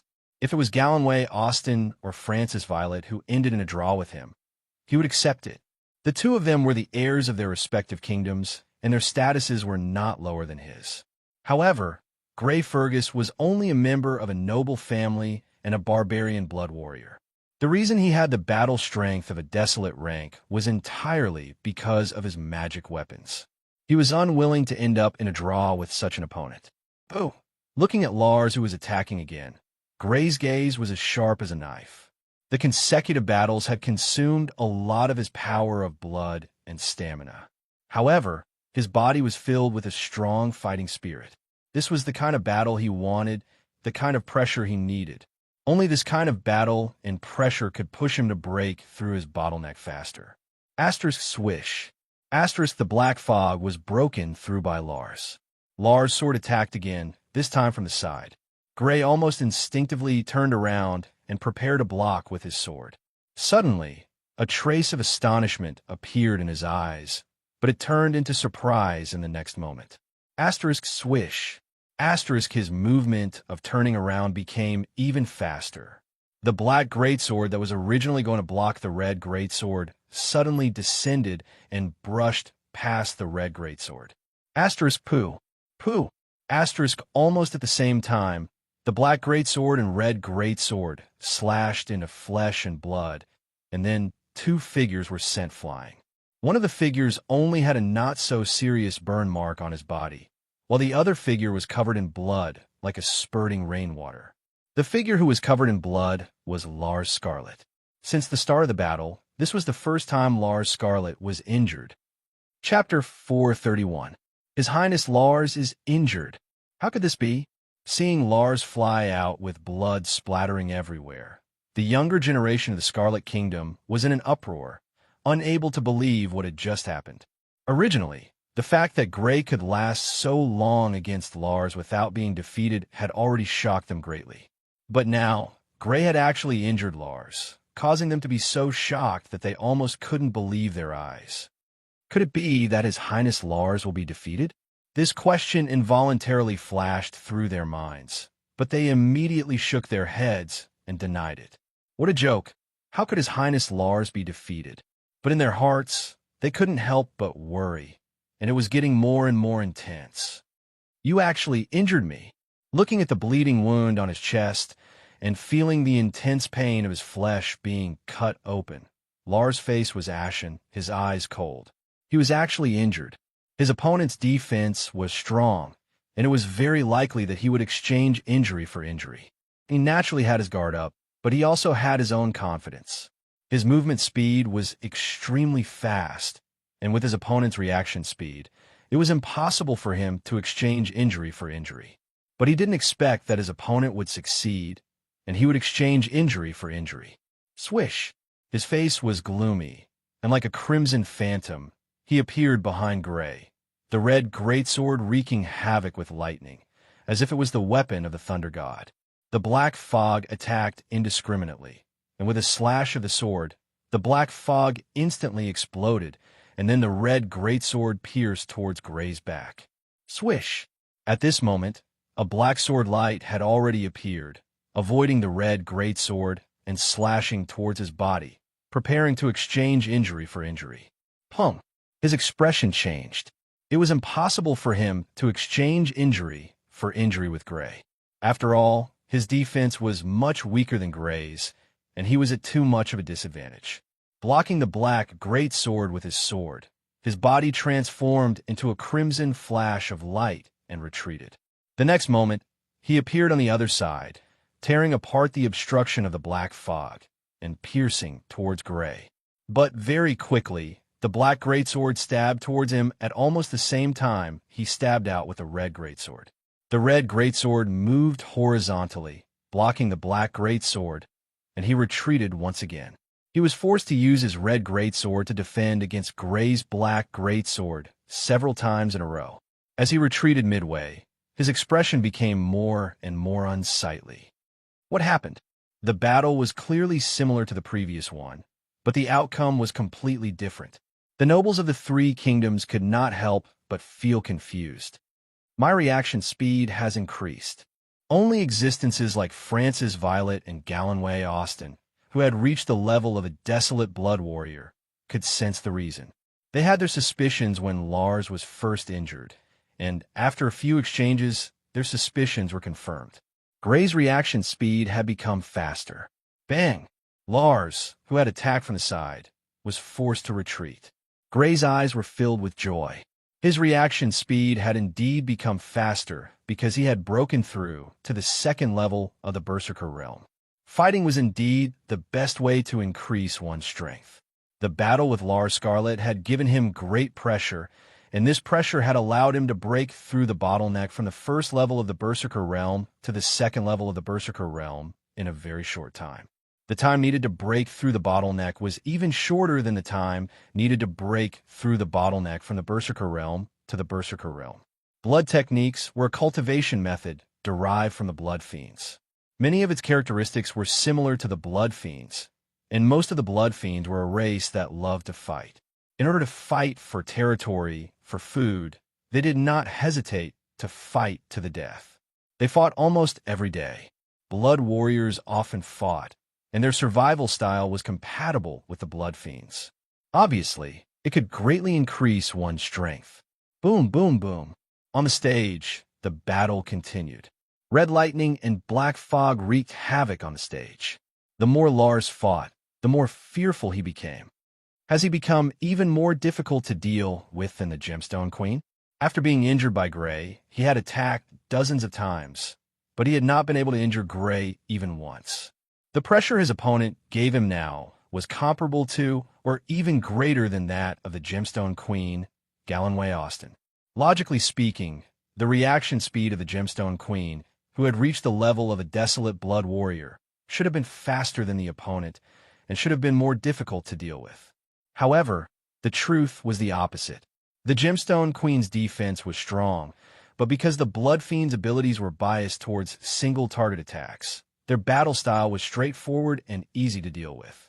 They were unable to effectively intercept him, who was extremely fast. As for the opponent's black fog, not only could it attack in one direction, it could also attack in all directions. It attacked indiscriminately, and its attack style was even more varied, making it even more difficult to deal with. Lars Scarlet became more fearful the more he fought, while Gray became more courageous the more he fought. Poof! After exchanging dozens of blows, Gray grasped the opportunity and left a large wound on Lars Scarlet's body. Poof!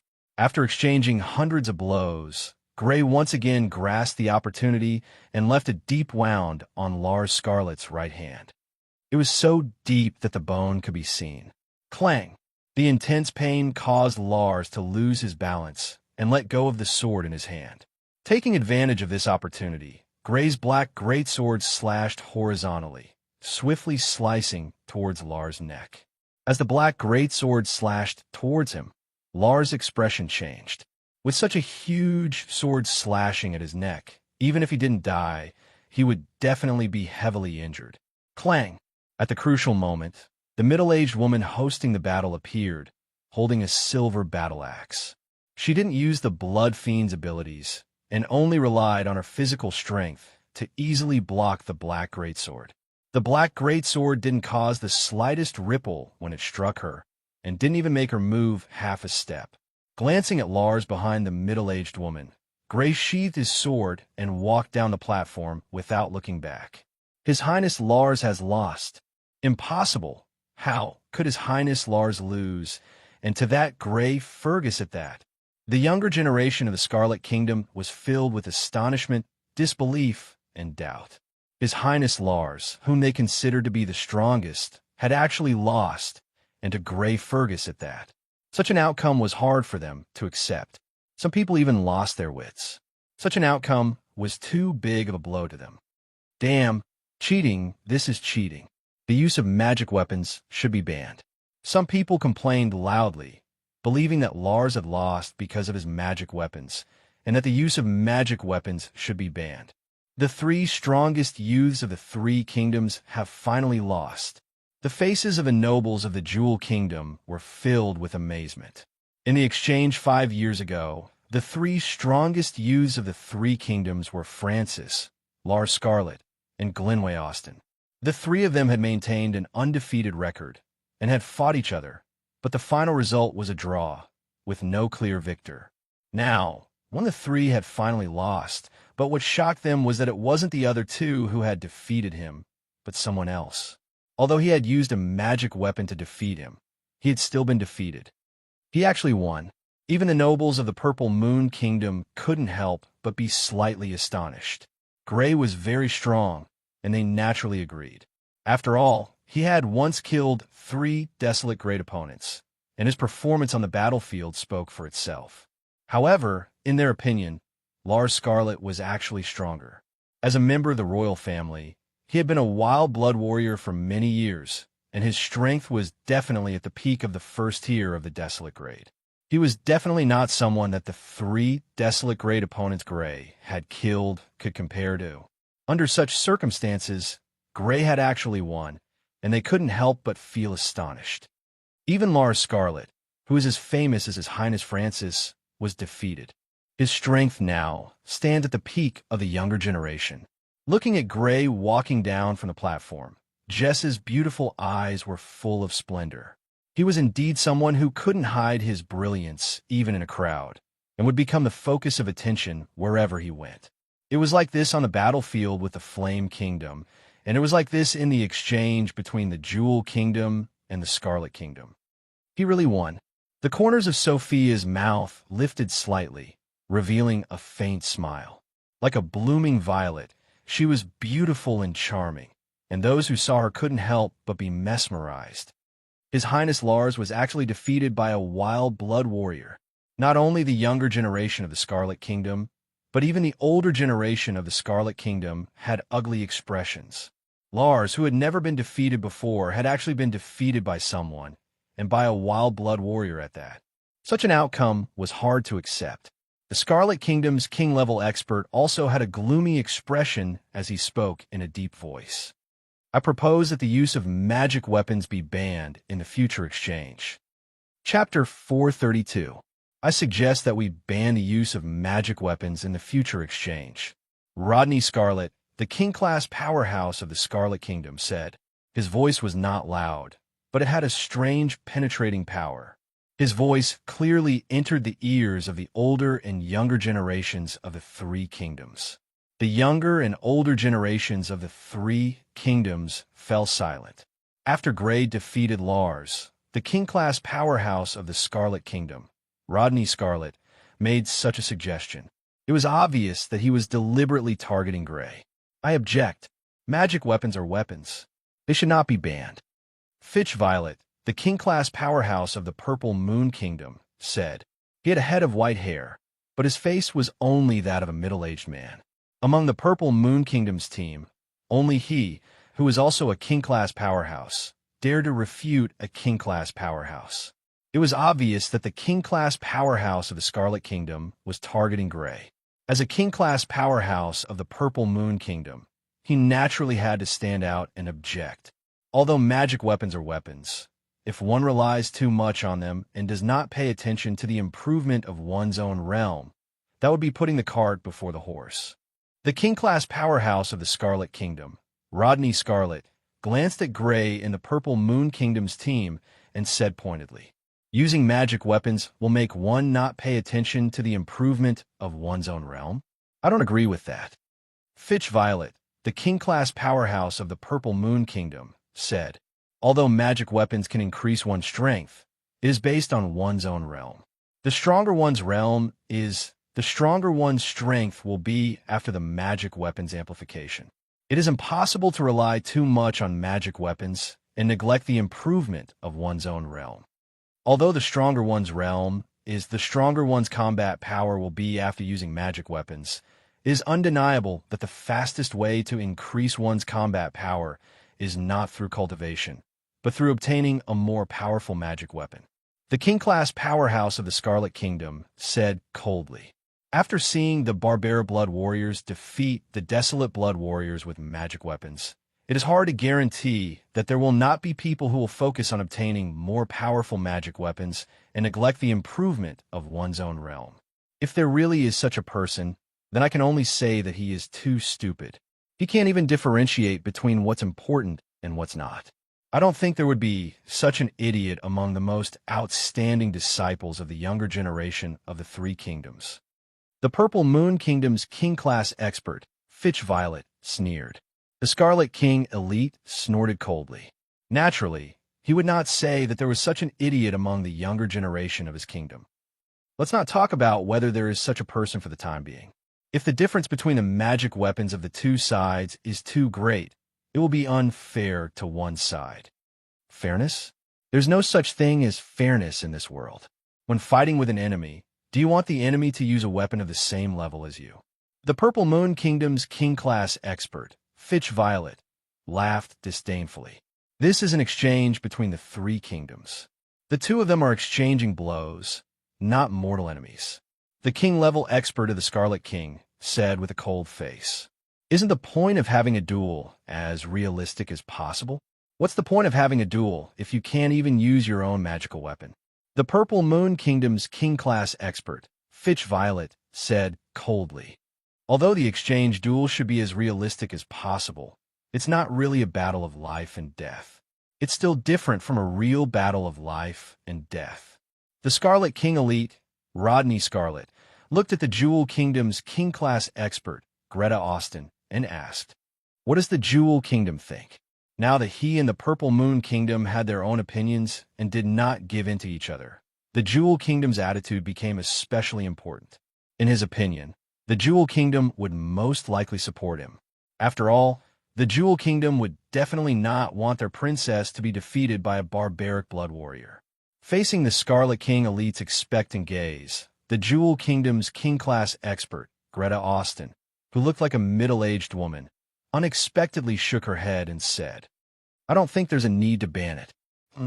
The Jewel Kingdom's king-class expert, Rodney Scarlet, was puzzled to receive such a response from the Jewel Kingdom's king-class expert, Greta Austin. Not only him, but many of the people present were also puzzled. From the looks of it, banning the use of magic weapons was also beneficial to the Jewel Kingdom. It was reasonable to say that the Jewel Kingdom should support this proposal, but the Jewel Kingdom's king-class expert, Greta Austin, did not. You have to think carefully. If something goes wrong, your princess might also be defeated by a barbaric blood warrior with a magic weapon. The Scarlet King Elite, Rodney Scarlet, was somewhat unwilling and tried his best to persuade her. "Lady Greta, I think Lord Rodney's words are very reasonable. Two powerful magic weapons will indeed affect the fairness of the duel. I also think that Lord Rodney's words are reasonable. Using two powerful magic weapons will indeed lead people to pursue two powerful magic weapons and neglect their own cultivation." The older generation of the Jewel Kingdom began to persuade her one after another. "It should be banned. Magic weapons will indeed affect the fairness of the duel. With a magic weapon, a barbarian blood warrior can actually defeat a desolate blood warrior. It's too unfair. It should be banned. Grey Fergus used a powerful magic weapon to defeat His Highness Lars. What if Her Highness Glenwy is also defeated by him with a magic weapon? Many of the young nobles of the Jewel Kingdom were also discussing in low voices. Banning the use of magic weapons? The Jewel Queen, Glenwy, raised her delicate eyebrows. In her heart, she also thought that magic weapons would affect the fairness of the duel. Someone of the same level as her had been defeated by Grey with a magic weapon. This caused her to fear Grey's magic weapon. She felt that such a magic weapon should not be used in the Three Kingdoms exchange. Why? It's not like you are forbidden from using magic weapons. If you want to use them, go ahead. Only you have powerful magic weapons? Do you believe that I can borrow a silver-grade magic weapon from my family? As long as you can use it, go ahead and borrow it. The older and younger generations of the Purple Moon Kingdom naturally held opposing views. The Crimson Kingdom and the Jewel Kingdom were obviously against the Purple Moon Kingdom. At this time, they naturally had to stand out and oppose. This naturally caused an intense debate between the younger and older generations of the Crimson Kingdom and the Jewel Kingdom. For a moment, the younger and older generations of the Three Kingdoms were arguing about whether or not magic weapons should be banned. All right, everyone listen to me. A woman's voice rang out. It was extremely penetrating and clearly entered everyone's ears, causing everyone to quiet down. This was because the one who spoke was the Jewel Kingdom's King-class expert, Greta Austin. The reason why you're arguing about whether or not magic weapons should be banned is because Grey Fergus, a barbarian blood warrior, used a magic weapon to defeat His Highness Lars, a desolate blood warrior? That's right. That guy is cheating. That guy is using a magic weapon to cheat. Otherwise, he wouldn't have been able to defeat His Highness Lars. Many of the young nobles of the Crimson Kingdom nodded in agreement. The older generation didn't mention names, but the younger generation didn't care. They directly pointed out that it was because of Grey, a barbarian blood warrior using a magic weapon to defeat a desolate blood warrior. It does seem very unfair, but in my opinion, the battle between the two was very fair. The Jewel Kingdom's King-class expert, Greta Austin, said unexpectedly, "Lady Greta." Many people looked at the Jewel Kingdom's King-class expert, Greta Austin. They didn't understand why she would say that it was a fair battle, and what basis did she have for saying so. Greta Austin, the Jewel Kingdom's King-class expert, said calmly when she saw that many people were looking at her with suspicion. Because neither side used a magic weapon in the battle. When she said this, it was as if a bomb had been detonated. Not only were the Jewel Kingdom and the Crimson Kingdom surprised, even the Purple Moon Kingdom was surprised. What? Grey Fergus didn't use a magic weapon? How is that possible? Impossible. In the battle with His Highness, Grey Fergus used at least 2 Blood Fiend abilities. How is it possible that he didn't use a magic weapon? Some people looked at the Jewel Kingdom's King-class expert, Greta Austin, in shock. Some people looked at Grey in shock, their faces full of suspicion. They didn't understand why the Jewel Kingdom's King-class expert, Greta Austin, would be so protective of Grey. How did she find out? As the main character, Grey's pupils suddenly shrank, and his body suddenly tensed up. He looked at the Jewel Kingdom's King-class expert, Greta Austin, in shock. How did she find out? It wasn't that he hadn't met King-class experts before, but they didn't find out about his secret. However, the Jewel Kingdom's King-class expert, Greta Austin, had found out. This made him extremely shocked. A strong sense of danger rose in his heart. Now that his most important secret had been found out, there were bound to be people who coveted his secret. Perhaps even the Purple Moon Kingdom's royal family wouldn't let it go. After all, the value of this thing was too great. Although that method was only effective on himself, it was obvious that those who coveted this secret wouldn't believe it. They might even think that he cultivated a hybrid blood method. What do you mean? The Scarlet Kingdom's King-class expert, Rodney Scarlet, and the Purple Moon Kingdom's King-class expert, Fitch Violet, both looked at the Jewel Kingdom's King-class expert, Greta Austin, in confusion. They didn't understand what she meant. What I mean is that when he fought with His Highness, Grey Fergus said that the abilities he used were his own Blood Fiend abilities and not magic weapon abilities. The Jewel Kingdom's King-class expert, Kalisa, said his own Blood Fiend abilities, which means that he has mastered at least 2 Blood Fiend abilities. Hybrid Blood Method. He cultivated a hybrid blood method that no one had cultivated during the Empire's era. The Scarlet Kingdom's King-class expert, Rodney Scarlet, suddenly looked at Grey with undisguised greed in his eyes. Hybrid Blood Method. The Purple Moon Kingdom's King-class expert also looked at Grey with a slight flicker in her eyes. Hybrid Blood Method was too important. If it could be mastered by the Purple Moon Kingdom's royal family, the Purple Moon Kingdom's royal family would definitely become the most powerful royal family of the 4 kingdoms. If the other party really had it, they would have to hand it over. At most, they would have to give the other party some compensation. It's not a hybrid blood method. The Jewel Kingdom's King-class expert, Greta Austin, shook her head and looked at Grey. The reason he can master so many Blood Fiend abilities is because he has so many bloodlines in his body. Chapter 433. Multiple bloodlines? That's impossible. Are you sure? Trying to kill someone with multiple bloodlines, or turning them into a lunatic? The king-level powerhouses of the Scarlet Kingdom and the Purple Moon Kingdom furrowed their brows. There's no mistake. The blood technique I practice is very sensitive to bloodline auras. I'm very sure that he has multiple bloodline auras. The king-level powerhouse of the Scarlet Kingdom, Greta Austin, said with certainty. Logically speaking, it's impossible for a person to have multiple bloodlines, unless the Purple Moon Kingdom's king-level powerhouse, Fitch Violet, said in surprise. Yes, it's the bloodline mutation caused by consuming high-grade blood. His bloodline has mutated, and it's not just once. The Jewel Kingdom's king-level powerhouse, Greta Austin, nodded and said, it's rare for a person to have one bloodline mutation. How can it happen multiple times in a row? It's impossible for such a person to exist. The king-level powerhouse of the Scarlet Kingdom, Rodney Scarlet, questioned. No, such a person exists. The Jewel Kingdom's king-level powerhouse, Greta Austin, shook her head. More than 300 years ago, there was such a person in the Jewel Kingdom. He had a strong adaptability to the blood of 3 types of blood fiends. Consuming the blood of these 3 types of high-grade blood fiends could trigger a mutation. There's such a person? Why haven't I heard of him before? The Purple Moon Kingdom's king-level powerhouse, Fitch Violet, asked. This person's cultivation talent was limited. Although the Jewel Kingdom spent a lot of resources to cultivate him, he only became a barbaric blood warrior in the end. His combat power was only comparable to a desolate blood warrior at most, so he wasn't very famous. The Jewel Kingdom's king-level powerhouse, Greta Austin, said, Bloodline aura. There's actually a blood technique that's very sensitive to bloodline aura. Being stared at by the 3 king-level powerhouses, Grey felt his scalp go numb. Even if his defense was strong, he had many Blood Fiend's abilities, and he even had a forbidden weapon. It was obviously not enough in front of these 3 king-level powerhouses. His realm was too low.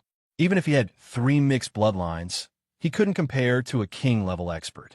As for that forbidden weapon, it was only equivalent to 2 attacks from a king-level expert. How could it compare to a king-level expert? If anyone of the 3 wanted to deal with him, he would have absolutely no power to fight back. He wouldn't even be able to block a casual attack from them. This was an absolute gap in strength, and it was not something that could be made up for by means of tricks. Fortunately, the Jewel Kingdom's king-class master, Greta Austin, could tell that there were many bloodlines in his body. Otherwise, he would be in danger. Just like now, it was believed to be highly adaptable to the blood of certain blood beasts and could be easily triggered by the blood of the corresponding high-grade blood beasts. Although it was surprising, it could not be replicated, so would not be coveted. The degree of danger was greatly reduced. Just as Grey was thinking about this, whoosh, the Scarlet Kingdom's king-class powerhouse, Rodney Scarlet, suddenly moved. In an instant, he moved like a ghost. He reached out his hand and quickly grabbed Grey. It was a withered and thin hand. The joints and old skin could be clearly seen, but it looked as if it was cast in gold and iron. Under this claw, Gray felt as if the giant claw of a terrifying giant beast was about to grab him. Oh no! Gray was horrified and quickly retreated. However, with the speed of a second-level barbarian, how could Gray compare to a king-class powerhouse? Almost in an instant, the palm was less than half a meter away from Gray. At this moment, another palm appeared. This one was full of flesh and blood. It was strong and powerful. It slammed on top of the withered palm and blocked it. Bang! The two palms violently collided, and it was as if two massive hammers had collided. A hurricane was created between the two, and Gray and some of the people from the Purple Moon Kingdom who were closer to the two palms were sent flying by this hurricane. Rodney, what are you trying to do? The one who attacked was the Purple Moon Kingdom's king-class powerhouse, Fitch Violet. He asked with a cold face and an unfriendly voice. I want to ask him some questions. The Scarlet Kingdom's king-class powerhouse, Rodney Scarlet, sneered. Didn't Her Excellency Greta say that he doesn't have a mixed bloodline? It's just that his physique has a higher adaptability to certain blood beast sequences. It's easy for him to mutate due to the blood of the corresponding high-grade blood beasts. The Purple Moon Kingdom's king-class powerhouse, Fitch Violet, said, whether or not he has a mixed bloodline is up to me. The Scarlet Kingdom's king-class powerhouse, Rodney Scarlet, said coldly. He's a member of the Purple Moon Kingdom. You can't do anything to him. The Purple Moon Kingdom's king-class powerhouse, Fitch Violet, snorted coldly. Don't think that I don't know. You just want to monopolize the mixed bloodline after this. The Scarlet Kingdom's king-class powerhouse, Rodney Scarlet, said coldly. Nonsense.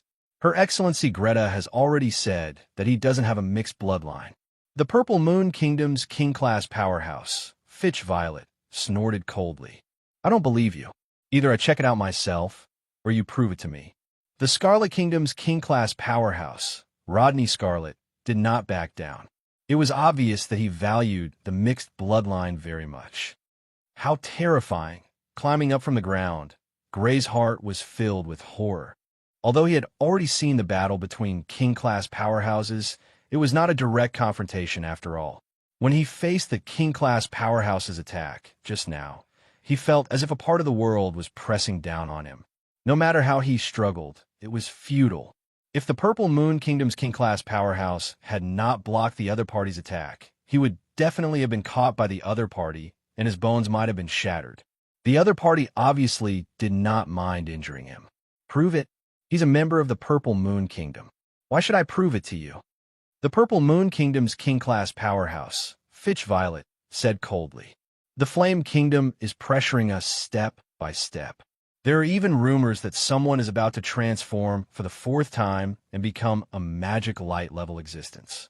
Our three kingdoms are now in an alliance. If he really has a mixed bloodline, he naturally has to contribute it to strengthen our three kingdoms.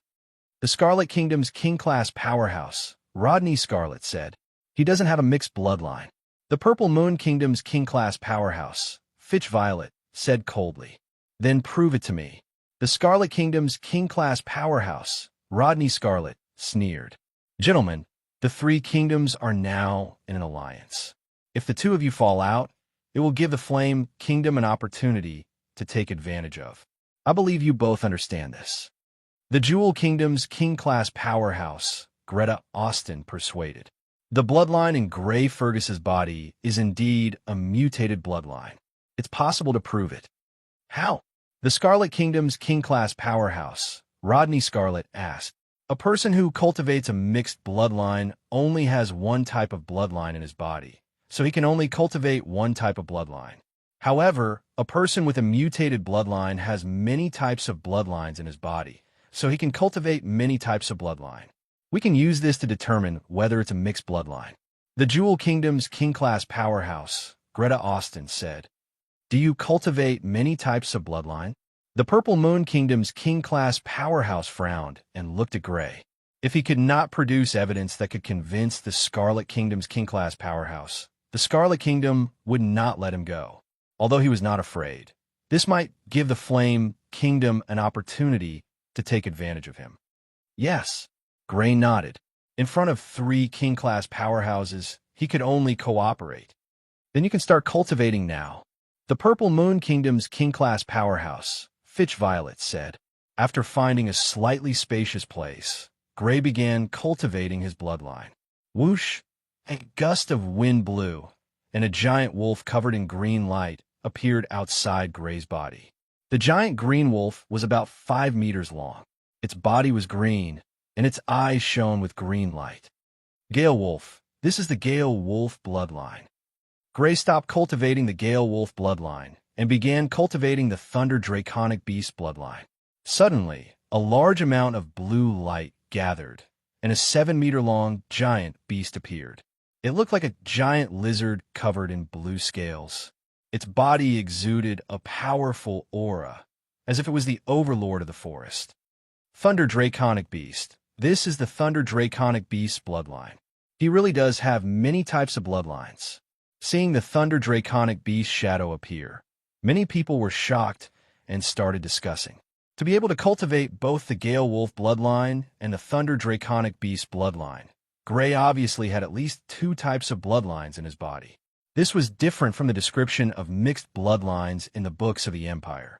This meant that the other party's bloodline was indeed mutated, and he did not cultivate mixed bloodlines. Gray stopped cultivating the blood arts, and the light from the Thunder Draconic Beast dissipated. Gray's figure was revealed once more. Regardless of whether it was the older or younger generation of the 3 kingdoms, they all looked at Gray in shock. At the same time, their eyes were filled with envy. Although it was not a mixed bloodline, it was still very impressive for a person to be able to master multiple types of bloodlines and possess multiple abilities. He really has mastered multiple types of bloodlines, especially the older generation of the Purple Moon Kingdom. Their eyes lit up as they thought of many things. There was a person in the Jewel Kingdom who had 3 types of bloodlines, but his cultivation talent was too poor. Even under the full nurturing of the Jewel Kingdom, he could only become a barbarian blood warrior. However, Gray's talent was not bad. At such a young age, he was already a barbarian blood warrior. It was entirely possible for him to become a king-class expert in the future. A king-class expert who had mastered multiple types of bloodlines and belonged to the Purple Moon Kingdom. Thinking of this, they were very excited. Good, very good. Looking at Gray with satisfaction, the king-class expert of the Purple Moon Kingdom, Fitch Violet, laughed heartily.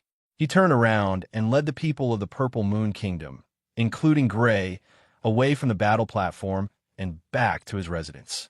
Although it was not a mixed bloodline technique, he possessed multiple types of bloodlines, and his own talent was extraordinary. This was undoubtedly very good news for the Purple Moon Kingdom. Why is such a person from the Purple Moon Kingdom and not from our kingdom? Looking at the people of the Purple Moon Kingdom leaving, many of the older generation of the Jewel Kingdom and the Scarlet Kingdom were filled with regret. Outstanding talent, and possessing multiple types of bloodlines. It would be great if such a person belonged to their kingdom. If a barbarian blood warrior could fight against a desolate blood warrior, how powerful would he be when he became a king-class expert? Although his combat strength would not be comparable to a magic light warrior, he would definitely be comparable to a king-class expert who had completed 1 or 2 transformations. If he had the chance to transform again, he would probably be invincible even among king-class experts. Unfortunately, such a person did not belong to their kingdom. Chapter 434. You defeated me with your own strength? Lars' expression was dull, as if all the pain in his body had left him at this moment. Although he had lost, he was not convinced. His opponent had defeated him by relying on a magic weapon, not his own strength. He had lost because of his opponent's magic weapon, not because of his opponent's strength. He had not truly lost. He was still one of the 3 strongest people in the younger generation of the 3 kingdoms. He believed that many people would think so too. But now that he suddenly knew that his opponent had not used a magical weapon and had defeated him with his own strength, he was stunned. He was a member of the royal family of the Scarlet Kingdom, the next successor of the Scarlet Kingdom. He had lost in a fair fight, and at the hands of a noble from the Purple Moon Kingdom. It was hard for him to accept this, and he was unwilling to accept it. With his own strength, Jewel Kingdom's Princess Glenwise's gaze was slightly dazed. Lars was one of the three strongest people in the younger generation alongside her. He was an opponent that she had never defeated. Now, this opponent had actually been defeated without any excuses. This caused her heart to involuntarily panic. If her opponent could defeat Lars Scarlet, didn't that mean that he could also defeat her? No, it's impossible for him to defeat me. My defense is enough to make me invincible. But in the next moment, her gaze became resolute again. Her black pupils were full of sharpness, and her face was in high spirits and filled with confidence. Her powerful defense had already made her invincible. Even if she had to fight with her opponent, she believed that she would not lose. Returning to his residence, he found a garden with dense vegetation and used his reverse nurturing ability to heal Gray's injuries. The benefits of the battle with Lars were huge. His strength had broken through to the second level of the barbarian realm, and his battle prowess had greatly increased. But the disadvantages were also huge. The fact that he had many bloodlines in his body had been exposed. Although it was due to the characteristics of his body and would not attract the attention of others, it was unavoidable that he would be targeted. If the Raging Flame Kingdom knew about this, in order to prevent this enemy of theirs from growing, they would definitely attack him at all costs. Not to mention the Flame Kingdom. Even the Jewel Kingdom and the Scarlet Kingdom might not want to see him grow. Although the Purple Moon Kingdom was in an alliance with the Jewel Kingdom and the Scarlet Kingdom, it was formed under the pressure of the Flame Kingdom. The relationship between the three kingdoms was definitely not close. Naturally, they were not willing to see him, who had many bloodlines and was far stronger than his peers, grow. He can actually sense the bloodline aura. Gray raised his eyebrows. With his ability to transform, he had fused many bloodlines into his own body for so many years, and no one had ever seen through his disguise. He originally thought that no one would be able to see through his disguise, but who would have thought that this Jewel Kingdom's king-level master could actually sense the aura of his bloodlines? What the other party said, that person with 3 bloodlines, is rather interesting. According to what the Jewel Kingdom's king-level master said, 300 years ago, there was a person in the Jewel Kingdom who had extremely high adaptability to 3 specific types of blood fiends. Consuming the high-grade blood of these 3 types of blood fiends would almost always cause a mutation. This kind of physical characteristic was similar to his transformation ability. The only difference was that his transformation ability was not only effective on the 3 specific types of blood fiends. Up until now, he had not found a type of blood fiend that could cause his transformation ability to be ineffective. Also, his transformation ability had a second transformation state. It had nothing to do with one's aptitude. Under this state, his strength could rapidly increase, and this was not something that the other party had. If the other party had this second transformation state, he would not have stopped at the barbarian blood warrior level. Under the Jewel Kingdom's relentless nurturing, the other party had stopped at the barbarian blood warrior level.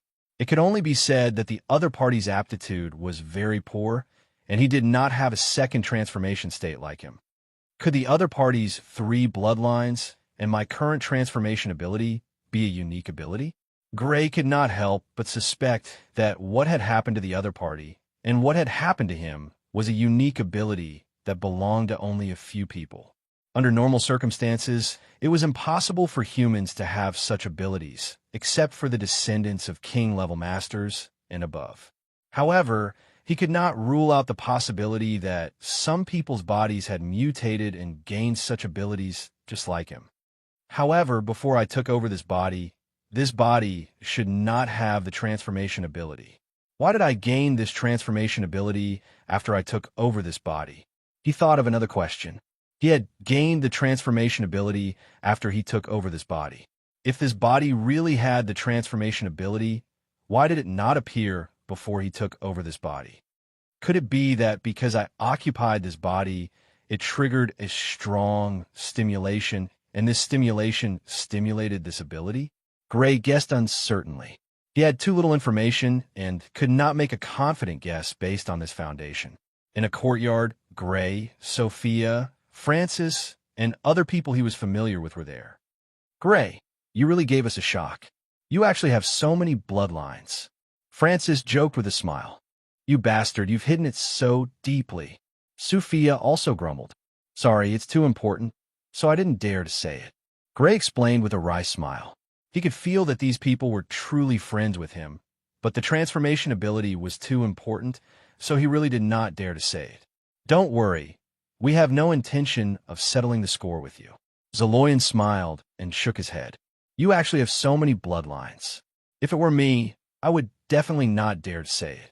From the reactions of the 3 king-level masters today, it could be seen that if something goes wrong, I'm afraid I'll be imprisoned for life. Seeing that you defeated Lars Scarlet, we'll let you off this time, Sophia said. Her face was flawless, and her eyes were as clear and beautiful as a mirror. For the past few years, she had been pestered by Lars Scarlet to no end. The reason why she liked to leave the capital for a vacation was to avoid Lars Scarlet. Seeing Gray defeat Lars Scarlet, she was the happiest. No, you can't let him off so easily. If you want us to forgive you, you just have to defeat Jelenway Austin in the next exchange match. Francis jeered. I'll do my best. Gray revealed a wry smile. In the next few days, they entered the recovery period, so the exchange match was not held. And in these few days, the topic that the older generation and the younger generation of the 3 kingdoms talked about the most was Gray. Lars, a direct descendant of the Scarlet Kingdom's royal family. His talent was the highest in the Scarlet Kingdom's royal family and had already been confirmed as the next successor of the Scarlet Kingdom. Such an opponent had actually been defeated, and not by a descendant of the royal family of the other 2 kingdoms, but by a descendant of a noble of the Purple Moon Kingdom. Moreover, this descendant of a noble was even younger than Lars by a few years. This result was too shocking. Regardless of whether it was the older generation or the younger generation, many people were so shocked that their jaws dropped. No matter where Gray went, he would be watched by many pairs of eyes. There was surprise, envy, and expectation in their gazes. They were surprised that Gray could defeat Lars, envious of Gray's ability to control so many blood fiends, and looking forward to the battle between Gray and Jelenway. Gray and Francis were both citizens of the Purple Moon Kingdom, so there shouldn't be a battle between the 2 of them. But Gray and Jelenway would definitely fight in the next exchange match, which made them look forward to it. Gray and Jelenway's characteristics were quite similar. Both of them had powerful defenses that others couldn't compare to. When the 2 of them clashed, who would be the stronger one? This was something worth looking forward to. Of course, there was also hostility in the gazes that looked at Gray. Those were the people of the Scarlet Kingdom. Gray had defeated Lars in a fair fight, which could be said to have caused the Scarlet Kingdom to lose face. Naturally, they wouldn't be friendly to Gray. Gray didn't pay attention to these gazes. In the past few days, when he was free, he would go to the castle's library.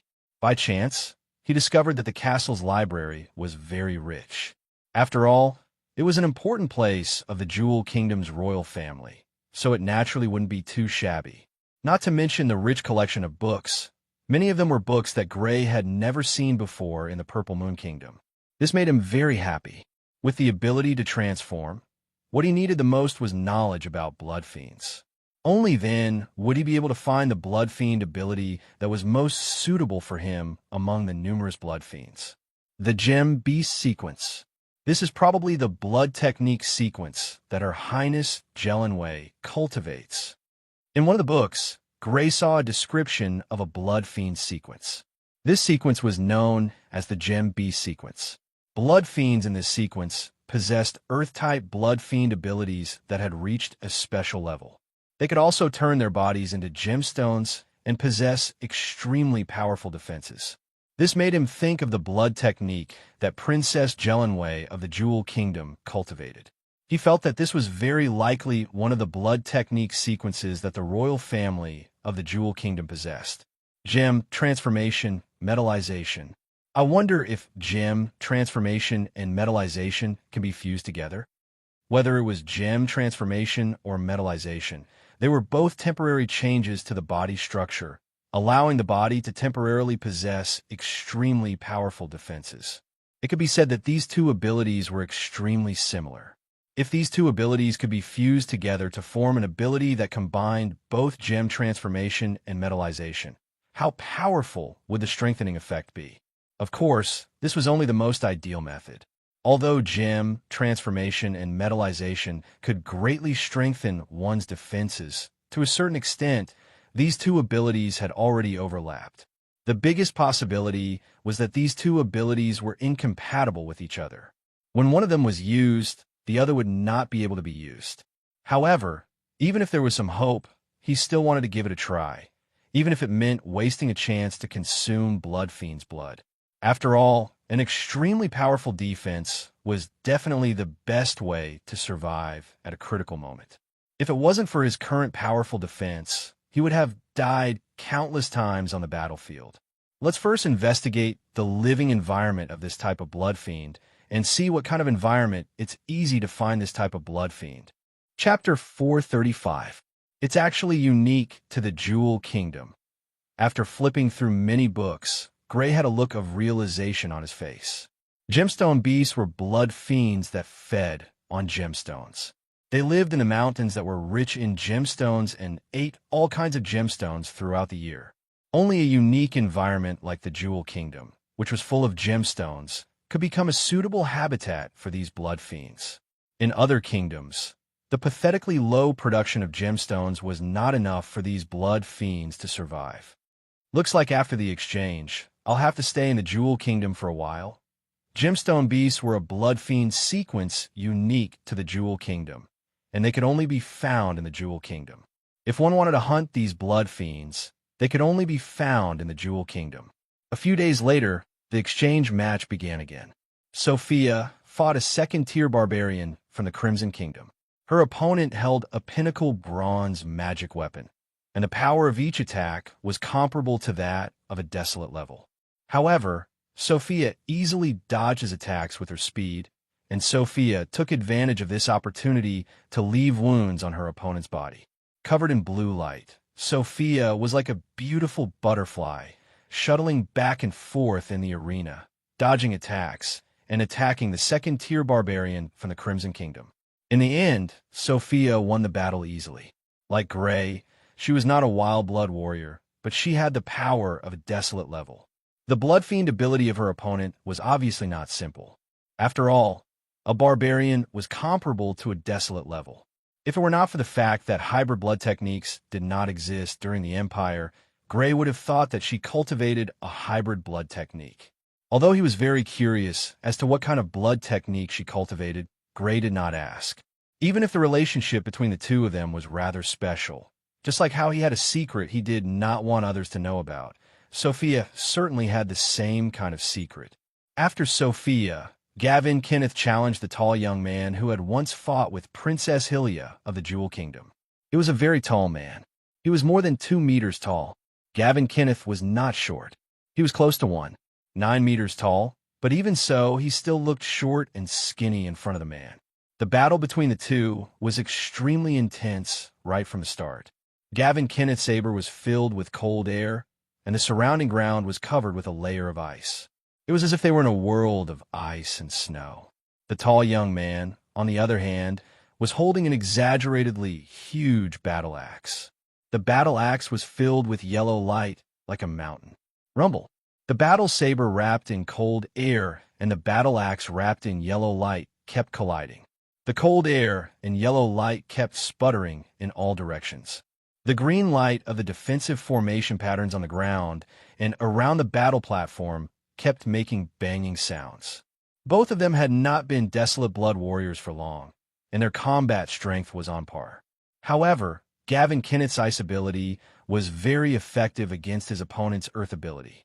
His opponent would be affected by the cold air from time to time. In the end, Gavin Kenneth won. After that, Princess Hylia of the Purple Moon Kingdom challenged Otis Adrian of the Crimson Kingdom. As a desolate blood warrior, Otis Adrian was not weak at all.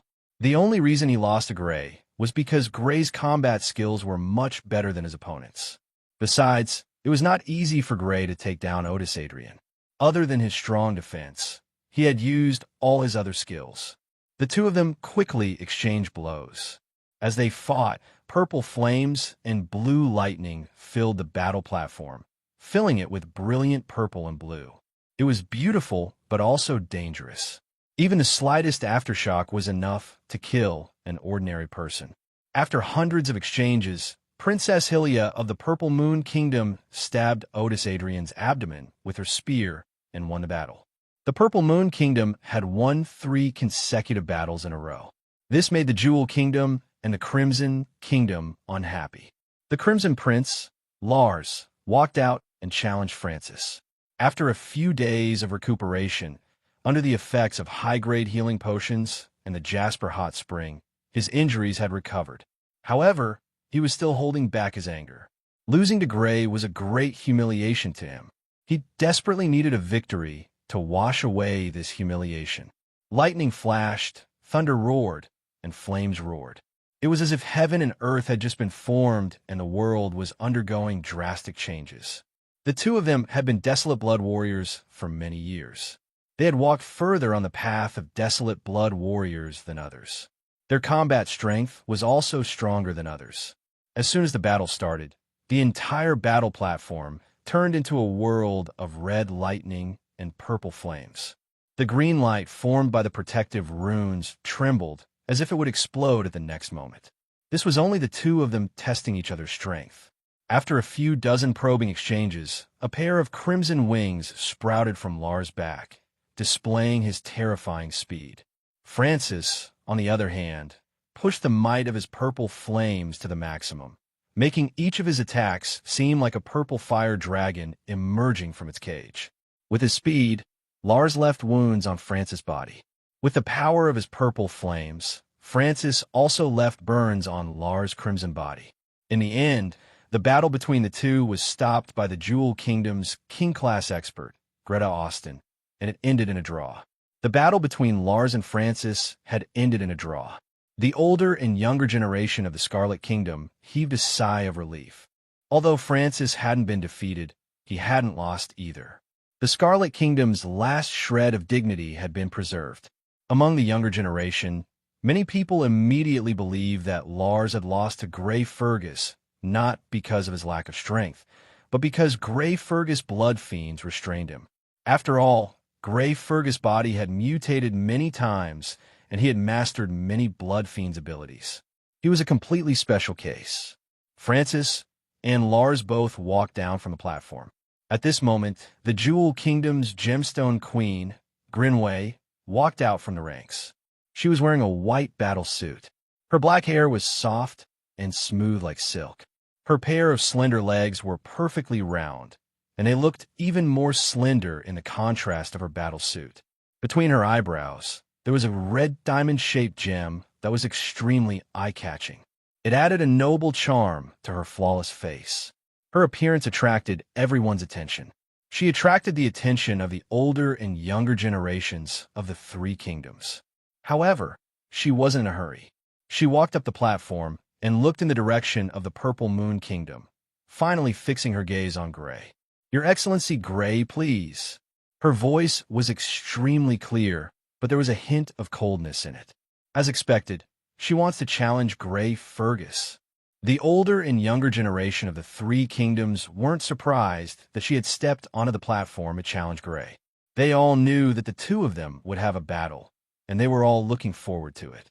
Lars had already been defeated, and now only the Gemstone Queen, Grinway, and the Purple Moon Prince, Francis, hadn't been defeated. Francis and Gray both belonged to the Purple Moon Kingdom, so there was naturally no need for them to fight. Even if they were to fight, it wouldn't be during the Tri-Kingdom exchange. Instead, it would be after returning to the Purple Moon Kingdom to spar in private. Therefore, the only real battle between Gray and the 3 strongest people could only be the battle with the Gemstone Queen, Jelenway. "Go for it, Your Highness Grinway. Your Highness Grinway will definitely win." The younger generation of the Jewel Kingdom all cheered for Grinway. The performance of the Purple Moon Kingdom in this Tri-Kingdom exchange was too eye-catching. Whether it was in terms of battle techniques or cultivation, they were superior to the younger generation of the Jewel Kingdom and the Scarlet Kingdom. The battle had almost become the Purple Moon Kingdom against the Scarlet Kingdom and the Jewel Kingdom. Not only were the younger generation of the Scarlet Kingdom under great pressure, but the same was true for the younger generation of the Jewel Kingdom. They desperately needed a victory to boost their morale. He was only able to defeat His Highness Lars by relying on his powerful defense. I don't believe he can win against Her Highness Grinway, who also has a powerful defense. Win? Impossible. He's definitely not a match for Her Highness Grinway, who also has a powerful defense. That's right, he's definitely not a match for Her Highness Grinway. The younger generation of the Scarlet Kingdom all spoke in a sour tone. Although the Gemstone Queen, Grinway, and Gray were both competitors, there was no doubt that Gray had a greater conflict with them. He had defeated His Highness Lars, whom they were proud of. Therefore, they hoped that Grinway could defeat Gray. Asterisk pa pa pa. Asterisk Gray walked out from the Purple Moon Kingdom's group and walked towards the stage. Behind him, the voices of the younger generation of the Purple Moon Kingdom sounded. Do your best, Gray.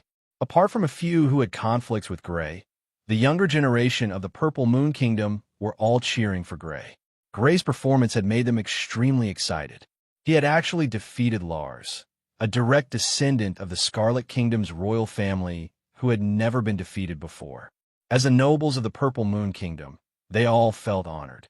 This was the Three Kingdoms exchange, and Gray represented the younger generation of the Purple Moon Kingdom, including them. And the conflict that followed regarding the ban on the use of magic weapons made them feel both astonished and delighted. They were astonished that Gray had grasped so many bloodlines, and delighted that Gray had defeated Lars without relying on a magic weapon, but with his own strength. After Gray defeated Lars, although they were happy, they still felt a little regret in their hearts. Gray had relied on a magic weapon to defeat Lars, and not his own strength. Therefore, when they found out from the Jewel Kingdom's king-class experts that Gray had not used a magic weapon, and had instead relied on his own blood fiends to defeat Lars, they were uncontrollably excited. Gray had completely relied on his own strength to defeat Lars Scarlet. The Scarlet Kingdom had no excuse for Lars Scarlet's defeat. Chapter 436. Clang. On the stage, Gray and Grinway Austin, who were standing at opposite ends of the stage, took out their weapons at the same time. Gray's long sword was filled with black mist, which turned into an exaggerated black greatsword. Grinway's small battle axe was suddenly enveloped in yellow light and became huge, as if it had turned into a mountain. Boom! In an instant, the two met. The black greatsword and the yellow battle axe clashed violently, and a terrifying sound wave rippled in all directions. Some of the nobles who had left the stage to compete with each other felt the impact and immediately felt dizzy and quickly retreated. Thump! Thump! Thump! The violent power made Gray and the Gemstone Queen, Grinway, involuntarily retreat as well. The two didn't test each other's strength in their fight. They used almost all their strength from the start. Although the two had never fought before, after watching each other's battles for so many days, they understood each other's strength very well. Therefore, the two directly jumped out of testing each other's strength. Bang! Grinway Austin stomped on the ground, and her retreating figure suddenly stopped. Then, like a sharp arrow, she suddenly shot out and pounced at Gray. The yellow glow on the battle axe in her hand was resplendent, causing the surface of the axe to expand several times. It was as if the battle axe could split the heavens and earth, and it chopped down at Gray. Gray wasn't afraid at all. After blocking the incoming battle axe with his black greatsword, the black greatsword changed direction and stabbed at Grinway Austin. The defense and attack were done smoothly, and there was no doubt about his powerful combat skills. Boom! Grinway Austin's body slid, and like an agile cat, she took a step to the side. The battle axe chopped sideways and immediately blocked the black greatsword. Then, she swung her long, slender leg, which was like a long whip, and lashed at Gray's waist. Gray retreated, avoiding the slender and beautiful leg, because it wasn't just beautiful, it was also very dangerous. His opponent was already a desolate blood warrior, and although he had a breakthrough, he was only at the second level of the barbarian realm. He couldn't compare to her in terms of strength. Boom, boom, boom. As the two of them exchanged blows at close range, terrifying shockwaves were generated between them. If the battle stage under their feet had not been reinforced by runes, it would have collapsed long ago. Even so, the rune patterns continued to flicker, as if it would collapse at any moment. Huh. After exchanging dozens of blows and failing to gain the upper hand, Glenwy Austen coldly bellowed. Immediately, her skin began to change. Her originally fair arms, beautiful face, and snow-white neck became even fairer. Her entire body emitted an enchanting halo of gemstones. Her perfect figure seemed to have been polished out of huge gemstones. It was obvious that she had used gem transformation to strengthen her defense. Upon seeing Glenwy Austen's body in the form of gemstone, Gray didn't dare to be careless. He hurriedly used his metallization ability, and a bronze color immediately suffused his body. It was as though he had been poured with bronze immortal metal. I wonder whose defense is stronger between the two of them. Near the battle stage, both the older and younger generations of the three kingdoms were nervously watching the battle between Gray and Glenwy Austen. Seeing that one of them had a body that looked like a gem, while the other had a body that looked like metal, everyone couldn't help but wonder which of the two had a stronger defense. In fact, they weren't the only ones curious about this question. Even Gray and Glenwy Austen, who were the parties involved, were curious. Whoosh! Their eyes were filled with fighting spirit. Their bodies emitted a powerful aura as they charged straight at each other and passed by each other. Both of them were extremely confident in their defense, so they had no intention of dodging. They chose to exchange blows. Puffed. Specks of blood were scattered on the ground like red plum blossoms. On Gray's abdomen, a long scratch appeared. Dark red blood seeped out from the scratch. On Glenwy Austen's shoulder, there was also a long gash that tore through her white battle armor and left a long gash on her white skin. Dark red blood also seeped out from scratch. Although it was little, it was extremely eye-catching. They're evenly matched. Their defense should be about the same. Seeing this, the younger and older generations of the three kingdoms below the battle stage revealed an expression of as expected. Although the two of them hadn't fought before, judging from the battle between the two of them and their opponents, their defense should be about the same. Now it was finally confirmed. Evenly matched, Glenwy Austen raised her eyebrows. As a member of the royal family of the Jewel Kingdom, what she practiced was the gemstone beast sequence blood technique, which was famous for its strong defense. But now, she was evenly matched with her opponent, which made her somewhat disappointed. The strongest defense of the royal family of the Jewel Kingdom for thousands of years was finally comparable to someone else. They are evenly matched. Gray also raised his eyebrows. He was also not satisfied with this result. He had reached the second level of the barbaric blood warrior, but he found that his defense didn't increase. This was too different from what he had expected. It's because the amethyst beast is only a barbaric level blood beast. He quickly determined the reason. It must be because the amethyst beast was a barbaric level blood beast. Its growth limit was the barbaric level. Therefore, when he reached the second level of the barbaric level, it didn't increase the amethyst beast defense. It seems that if I want to increase my defense, I have to get at least the blood of a barbaric level blood beast with strong defense. All the thinking happened in an instant. After all, the two of them were fighting, so it was impossible to stop and think carefully. After passing by each other, the two of them suddenly turned around and attacked each other again. Puff, puff, puff. The two of them crossed each other several times, and several blood marks appeared on their bodies. In the end, the two of them completely confirmed that their defense was about the same. If they were to exchange injuries, no one would have an advantage. The two of them immediately changed their fighting style. Bang!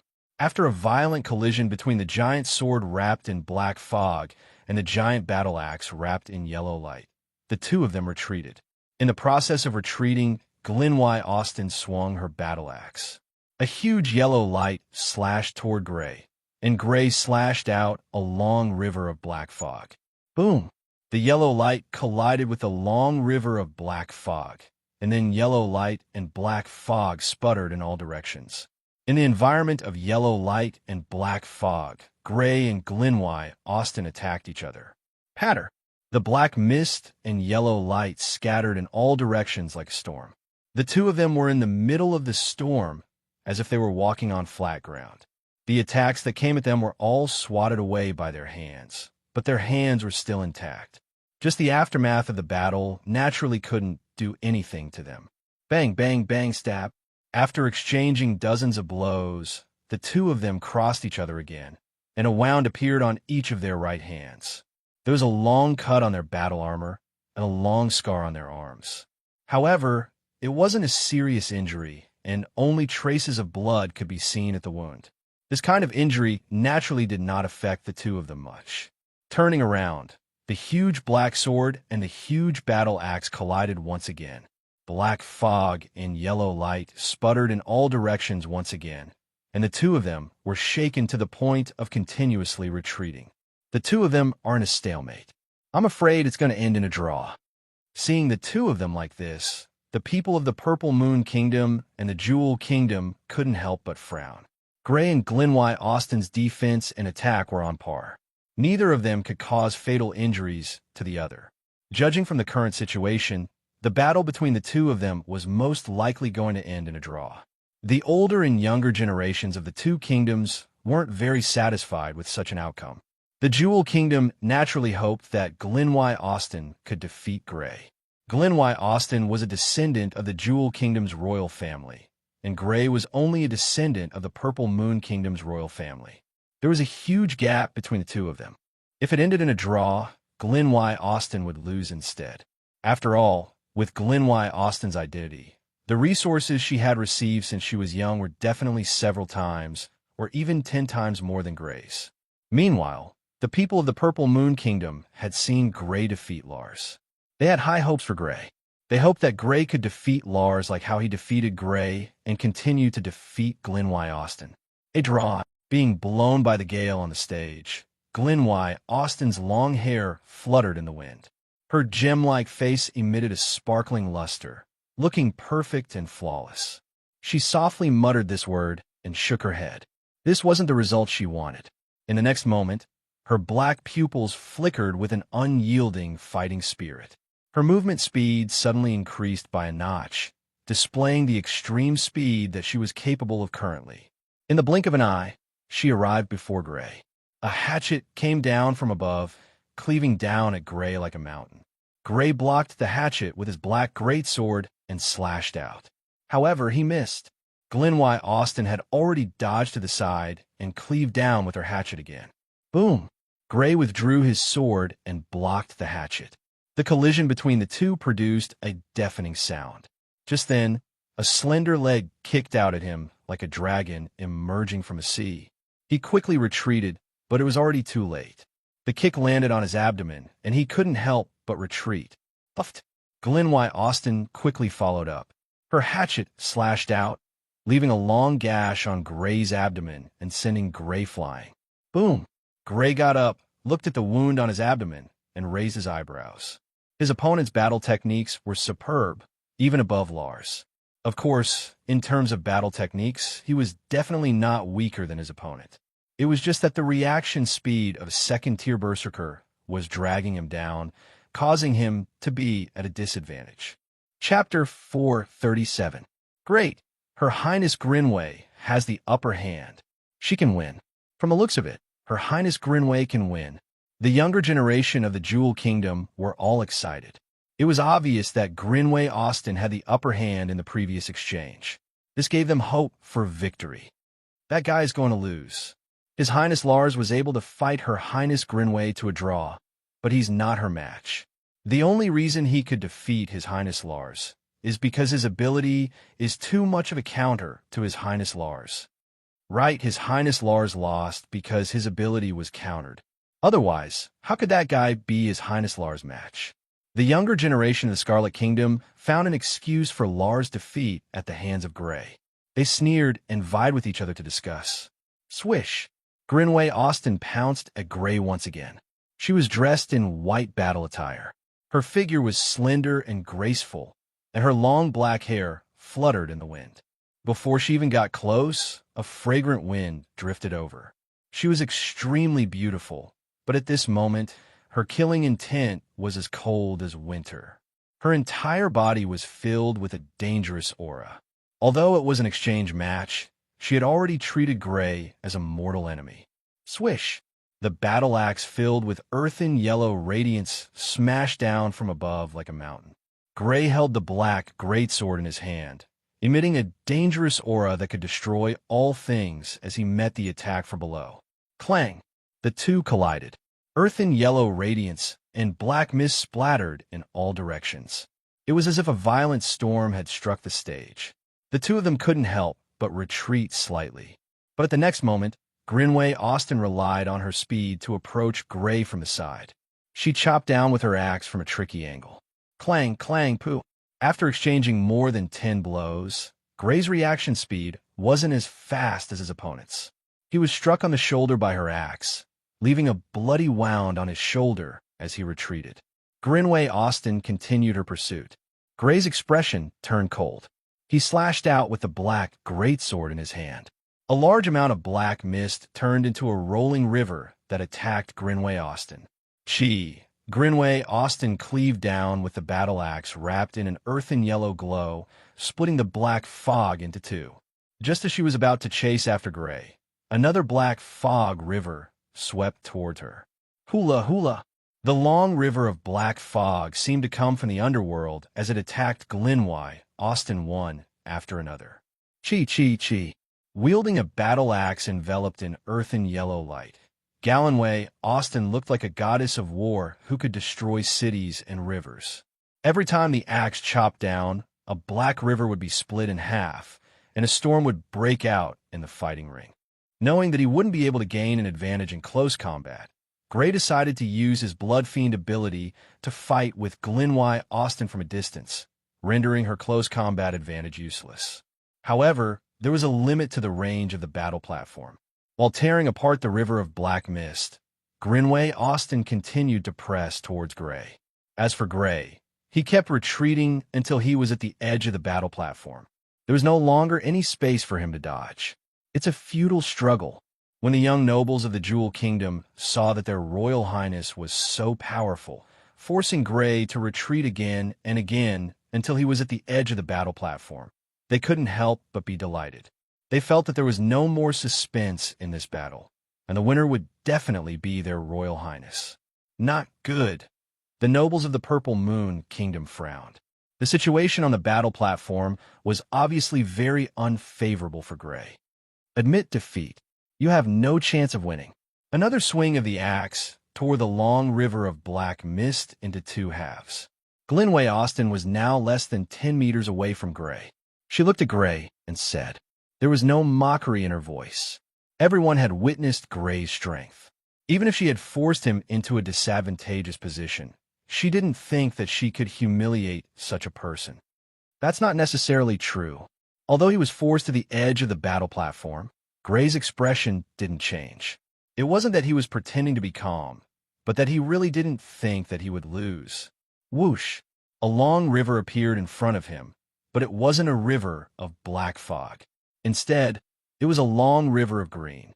The long river was misty, and green wind blades floated up and down as if they were coming from the sky, crashing towards Grinway Austin, who was less than 10 meters away from him. Chi! Grinway Austin slashed out with her axe and immediately cleaved the green river into two. However, her expression changed as she retreated. The surrounding ground was quickly freezing, and a cold chill attacked her. Although the long river of green had been cleaved in half by her, the cold air wrapped in it didn't dissipate because of this. This was the restraint of abilities. Just like how water could extinguish fire, the sharp battle axe, strengthened by the earth element, could split the long river of green in half and shatter the wind blades, but it couldn't extinguish the cold air mixed in it. Crack! Crack! The cold air rushed over, and in an instant, Grinway Austin's body was covered in ice and turned into an ice sculpture, becoming a veritable ice beauty. Crack! With Grinway Austin's strong defense, this kind of cold air naturally couldn't hurt her. She struggled hard, and the ice on her body quickly cracked. Whoosh!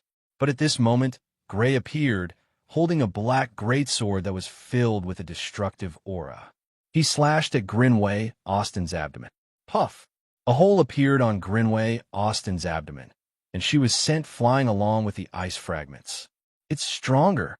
After landing, Grinway Austin quickly got up, shaking off the ice fragments on her body, and her expression turned serious. The wound on her abdomen looked long, but it was only a minor injury. After all, her strong defense wasn't just for show. The power of a first-level Desolate Grade ability couldn't seriously injure her. What really made her expression change was the power of the Ice Windblade. After seeing Gray's previous battle, she naturally had some understanding of Gray's Ice Windblade ability. She knew that the power of this ability was probably at the second level of the Barbarian grade. The cold air wrapped in the Ice Windblade of this level could be resisted by her strong defense, and it couldn't freeze her. Therefore, although she knew that Gray had the ability to restrain her, she didn't care. But now, the power of the Ice Windblade had been raised from the second level of the Barbarian grade to the Desolate grade, and the cold air it carried had become even stronger. Even with her defense, she couldn't ignore it. Although she wouldn't be injured, she would be frozen by the cold air. Whoosh! At this moment, another long green river swept towards her. With her ability restrained, she didn't hesitate to dodge to the side.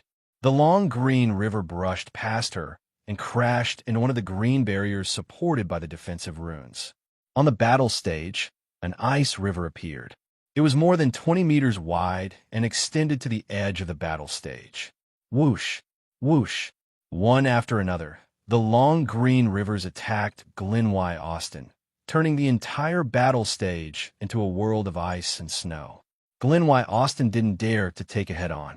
She could only dodge quickly within the battle stage. However, the space in the battle stage was limited, and it was inevitable that she would be affected by the cold air carried by the Ice Windblade. Her body was frozen. Puff! Gray arrived quickly and slashed down with his huge black sword. A wound appeared on Glenwy Austin's chest, and she was sent flying. She still wasn't seriously injured. After getting up, Glenwy Austin quickly dodged the long green river attacking her. However, after dodging several times, she was once again frozen by the cold air carried by the long green river. Puff! Puff! Puff! Puff! From time to time, she wouldn't be able to dodge and would be frozen by the cold air. Wounds appeared on Glenwy Austin's body. Puff! Another slash sent Glenwy Austin, who was frozen by the cold air, flying. She got up again. The white battle armor was damaged in many places, and many parts of the body were exposed, revealing the white skin and traces of blood. Admit defeat, Gray said with a slight frown. If this battle continued, it would become a one-sided slaughter of Glenwy Austin. After all, it wasn't a true life and death battle. He didn't have any great enmity with Glenwy Austin. He didn't want to treat a girl like this. No, it's very difficult for you to kill me with your attacks. I haven't lost yet. Although she was in a sorry state, and even her black hair was stained with blood, Glenwy Austin shook her head resolutely. Looking at her resolute gaze, Gray knew that she had her own perseverance. He sighed and said, "Then be careful." Holding the black greatsword in his hand, Gray slashed at Glenwy Austin from the air. Whoosh! Under this slash, a long river of black fog appeared. It was also a long river of black fog, but the scale this time was far greater than before. The long river of black fog was dozens of meters wide and almost covered half of the battle stage. Within it, the black fog churned and surged like the waves of a great river. It was very aggressive. Not good. Although Glenwy Austin was already alert when she heard Gray say, "Be careful," she still couldn't help but change her expression when she saw the long river of black fog. The long river of black fog in front of her was much stronger than before. It covered such a wide area that she didn't even have time to dodge. Whoosh! She gritted her teeth. The battle axe in her hand glowed with a dazzling yellow light. With a slash of the axe, a ray of yellow light met the black fog, wanting to split it apart. However, the yellow light that had always been successful and had split the black fog apart many times seemed to have sunk into mud this time.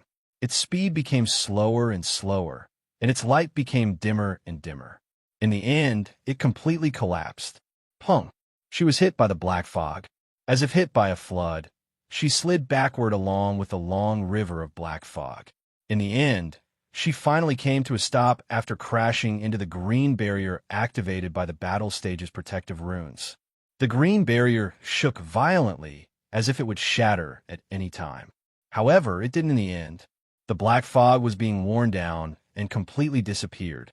After the black fog disappeared, Glenwy Austin's figure appeared. The sleeves of her battle armor had completely disappeared, and there were wounds on her fair and slender arms. A large amount of blood was flowing down her arms. Just now, she had used her arms as a shield to block all the impact. Chapter 438. On one side of the battle platform, a beautiful woman in a white battle suit stood there in a sorry state.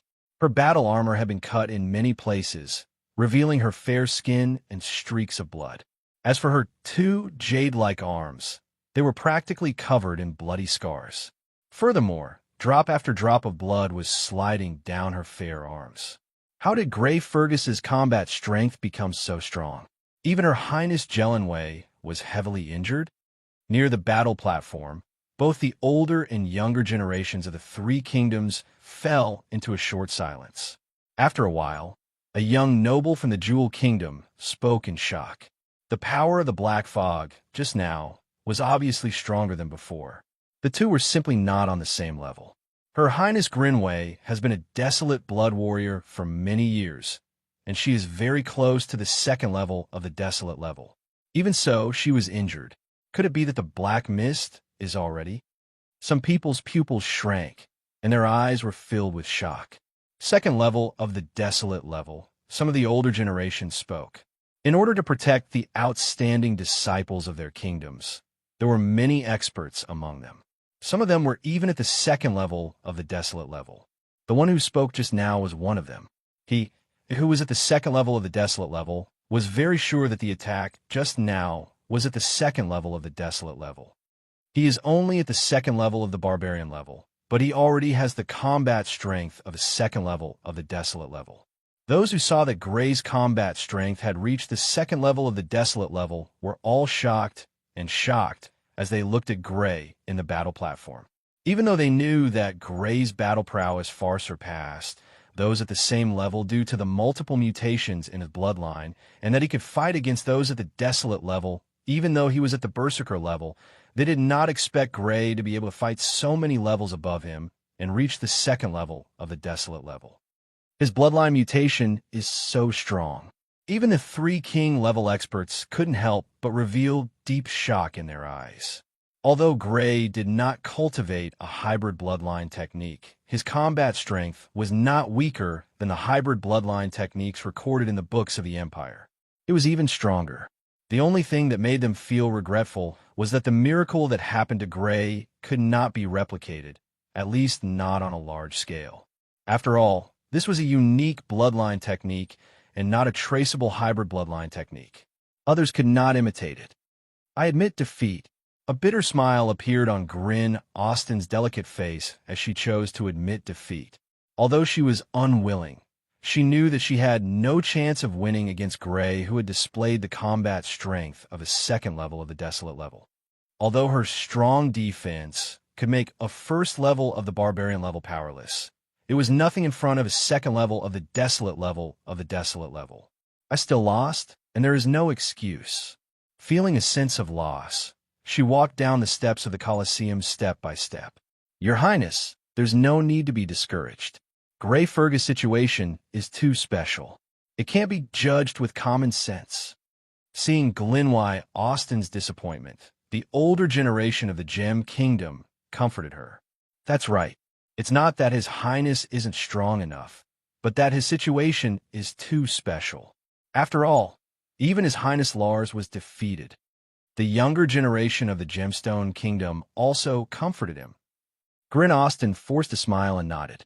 She naturally knew that Grey had many bloodlines. His situation was very special and could not be judged by common sense. However, his uniqueness was not the reason for her defeat. As a direct descendant of the royal family, The resources that she had received since the beginning of her cultivation were definitely several times, or even dozens of times more than her opponent. She was still defeated under such circumstances. It was impossible for her not to feel disappointed and unwilling. However, she was not someone who could not take a blow. She would turn this disappointment and unwillingness into her motivation and train harder so that she could win it back one day. Her Highness Grin Austin was also defeated by Gray. Gray's combat strength has reached the second level of the Desolate level. The younger generation and the older generation of the Purple Moon Kingdom couldn't help but be a little sluggish. They were once again shocked by Gray. In this three-kingdom exchange, Gray had already shocked them several times in a row. First, he defeated one of the three strongest people, Lars Scarlet, in a situation that they thought was impossible. Then, he was discovered by the king-class powerhouses of the Jewel Kingdom that he had several bloodlines. Now, not only did he defeat another one of the three strongest people, Grin Austin, he even displayed the combat strength of a second level of the Desolate level. The combat strength of a second level of the Desolate level. That was the combat strength of a second level of the Desolate level. In terms of combat strength, who among the younger generation could compare to him? He was only in his early 20s and already had the combat strength of a second level of the Desolate level. In a few years, when he became a Desolate Blood Warrior, how strong would he be? The combat strength of a second level of the Desolate level was comparable to a second level of the Desolate level. If that was the case, when Gray reached the second level of the Desolate level, he would be comparable to a king-class warrior. A second level of the Desolate level could be comparable to a king-class warrior without the help of magic weapons. Just thinking about it was terrifying. Fortunately, such a person belonged to the Purple Moon Kingdom and did not belong to any other kingdom. He did not stand against them, or they would not be able to eat or sleep well. Combat strength is comparable to a second level of the Desolate level. How can that guy be so strong? He's a monster. Nathan Nahum's expression changed drastically. His body even trembled slightly. He was scared out of his wits. Is the family really going to make an enemy out of such a monster? At that moment, he could not help but doubt the family's decision to make an enemy out of Gray. With the speed of his growth, he would soon be able to contend with the Nahum family. When that time came, it would be a disaster for the Nahum family. We have to get the family to act as soon as possible. Otherwise, it will be a disaster. Warner Nahum's expression was gloomy. He could not let the other party continue to grow. Otherwise, even with the Nahum family's strength, it would be difficult to suppress him. After destroying another garden and healing the injuries on his body, Gray soaked in the Jade Hot Spring to recover from the post-war fatigue. He also relied on the discovery of today's battle. If I can't swallow the blood of a higher level of defense-type blood beast and implant the corresponding bloodline, I'm afraid it will be difficult to improve my defense in a short time. The Amethyst Beast was a barbarian-level blood beast. The maximum improvement limit could only reach the barbarian level. It had been developed to the limit, and there was no effect of enhancing physical strength.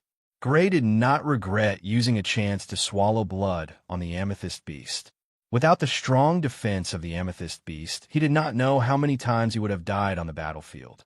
With a chance to swallow the blood of a blood beast, in exchange for a successful survival on the battlefield, it was obvious whether it was worth it or not. However, the bloodline of the Amethyst Beast had been developed to the limit, and it was necessary to find a higher level of defense-type blood beast to swallow. This was a problem that must be considered. The blood of a defense-type king-level blood beast would be the best, but it is almost impossible to obtain. The blood of a king-level blood beast was hard to come by, let alone a defense-type king-level blood beast. Even the royal family of the Purple Moon Kingdom did not necessarily have it. Even if they did, Gray would not dare to purchase it from the royal family of the Purple Moon Kingdom. After discovering that Gray had multiple bloodlines, the king-level powerhouse of the Purple Moon Kingdom, Fitch Violet, had asked Gray in detail about the few bloodlines that Gray had. As for the defense-type bloodline, Gray naturally mentioned the Amethyst Beast. As a king-level powerhouse, Fitch Violet knew about this type of blood beast, but he said that it was a very rare type of blood beast. Even the royal family did not have the blood of this type of blood beast. Therefore, if Gray were to purchase the blood of a defense-type king-level blood beast from the royal family, it would inevitably arouse the suspicion of the royal family of the Purple Moon Kingdom. The royal family of the Purple Moon Kingdom could not speak, and it was difficult to find one at the auction. Gray could only settle for the next best thing and look for a defense-type Desolate-level blood beast. Fortunately, my current strength is enough to kill a defense-type Desolate-level blood beast. The power of the blood beast ability had reached the second level of the Desolate level. Even with Glenwy Austin's defense, it would be difficult to block it. Gray believed that it was enough to kill a defense-type Desolate-level blood beast. The best defense-type Desolate-level blood beast would be the Black Crystal Beast, followed by the Golden Rhinoceros. The Black Gold Beast was a Desolate-level blood beast in the Amethyst Beast sequence. Like the Amethyst Beast, it had powerful strength and defense. It could increase both strength and defense, so it was naturally the best choice. However, if he could not find such a blood beast, he could only choose the Golden Rhinoceros. This was a Desolate-level blood beast in the Silver Rhinoceros sequence. It had extremely powerful defense, but its strength was not comparable to the Black Crystal Beast. It's not just defense. I also need to consume the blood of blood beasts of the corresponding attributes for my triple hybrid ability. In the battle with Glenwy Austin, Gray had used his triple hybrid ability at the end. The power of his triple hybrid ability had reached the second level of the Desolate level. However, he was not satisfied with this improvement. Its power was only at the beginning of the second level of the Desolate level. It could not be compared to the second level of the Desolate-level creatures he had encountered on the battlefield. The problem should be the bloodline of the Blade Weasel of the triple hybrid ability. The Blade Weasel was a special wind-type blood beast. It had reached the limit of improvement. Even if he reached the second level of the Barbarian level, it could not be improved. Because of this, the enhancement of his triple hybrid ability was not as great as he had imagined. Therefore, a stronger wind-type blood beast bloodline was also an urgent need. Fortunately, he had such a blood beast bloodline in his hands, and it had reached the king level. The power of the blood beast has reached the second level of the Desolate level. I'll consume the blood of a defense-type blood beast to increase my defense. This will increase my overall combat strength to the greatest extent. After thinking for a long time, Gray made this decision. More than 10 days later, the Tri-Kingdom Exchange came to an end. Almost all the younger generation of the three kingdoms had fought against each other. The one who came out on top was naturally Gray, followed by Francis, Lars, and Glenwy Austin. The three of them had fought against each other, but there was no clear winner. Other than them, there was Sophia, Gavin Kenneth, and the others.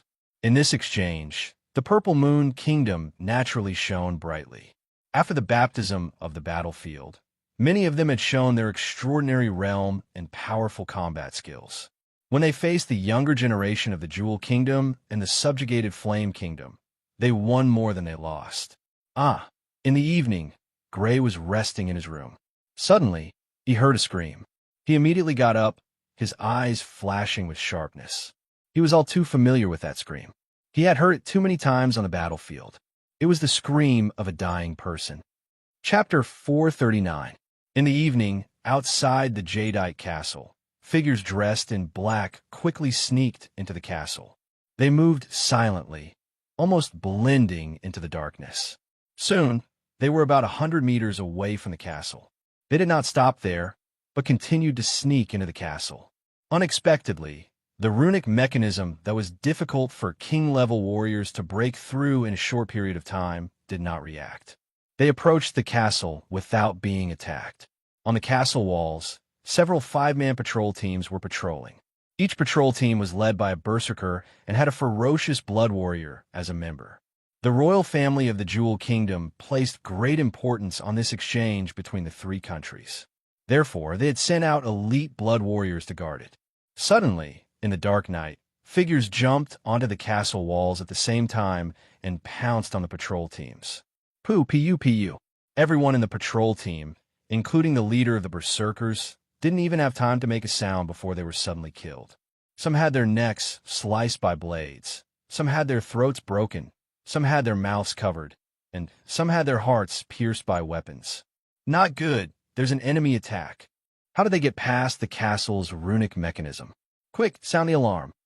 On a steeple, two blood warriors who were in charge of guarding sensed that something was amiss and were about to sound the alarm.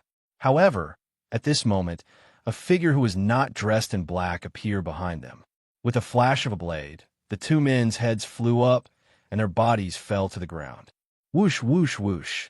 Many black-clothed figures took advantage of the night to silently climb over the walls and enter the castle, killing silently in the castle. They were like ghosts in the night, harvesting lives. Those who were still sleeping soundly had their lives ended by them in their dreams. It was only when a highly alert blood warrior was about to be killed that a sound could be heard. Hearing the sound, the black figures who had sneaked into the castle no longer concealed their movements and started to kill crazily. Screams rang out one after another, accompanied by the sound of buildings collapsing. The entire castle seemed to have turned into a battlefield. At the same time, people screamed and fell in many places.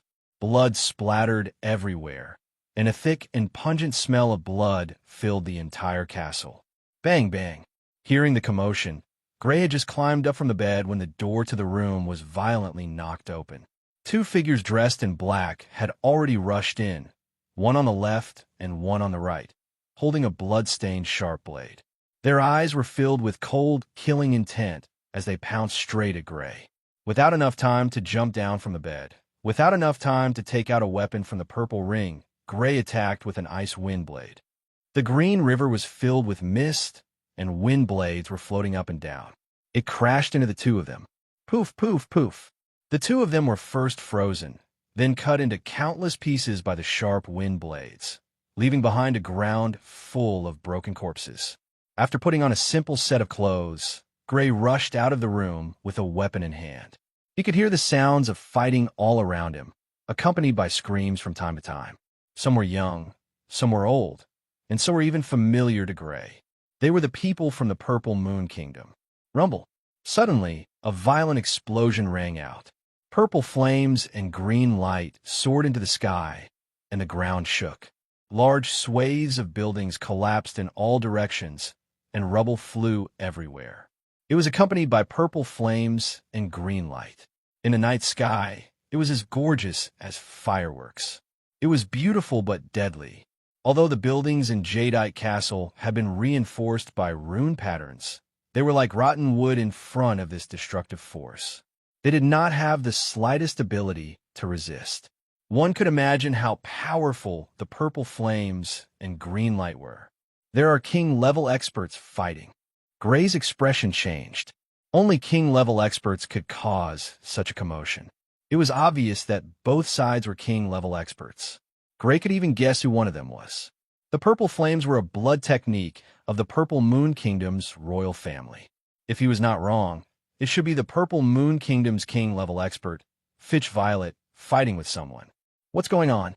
Who is Lord Fitch Violet fighting with? Gray's heart was filled with doubt and seriousness. Rumble, rumble. Just then, two more explosions rang out, coming from two different directions of the castle.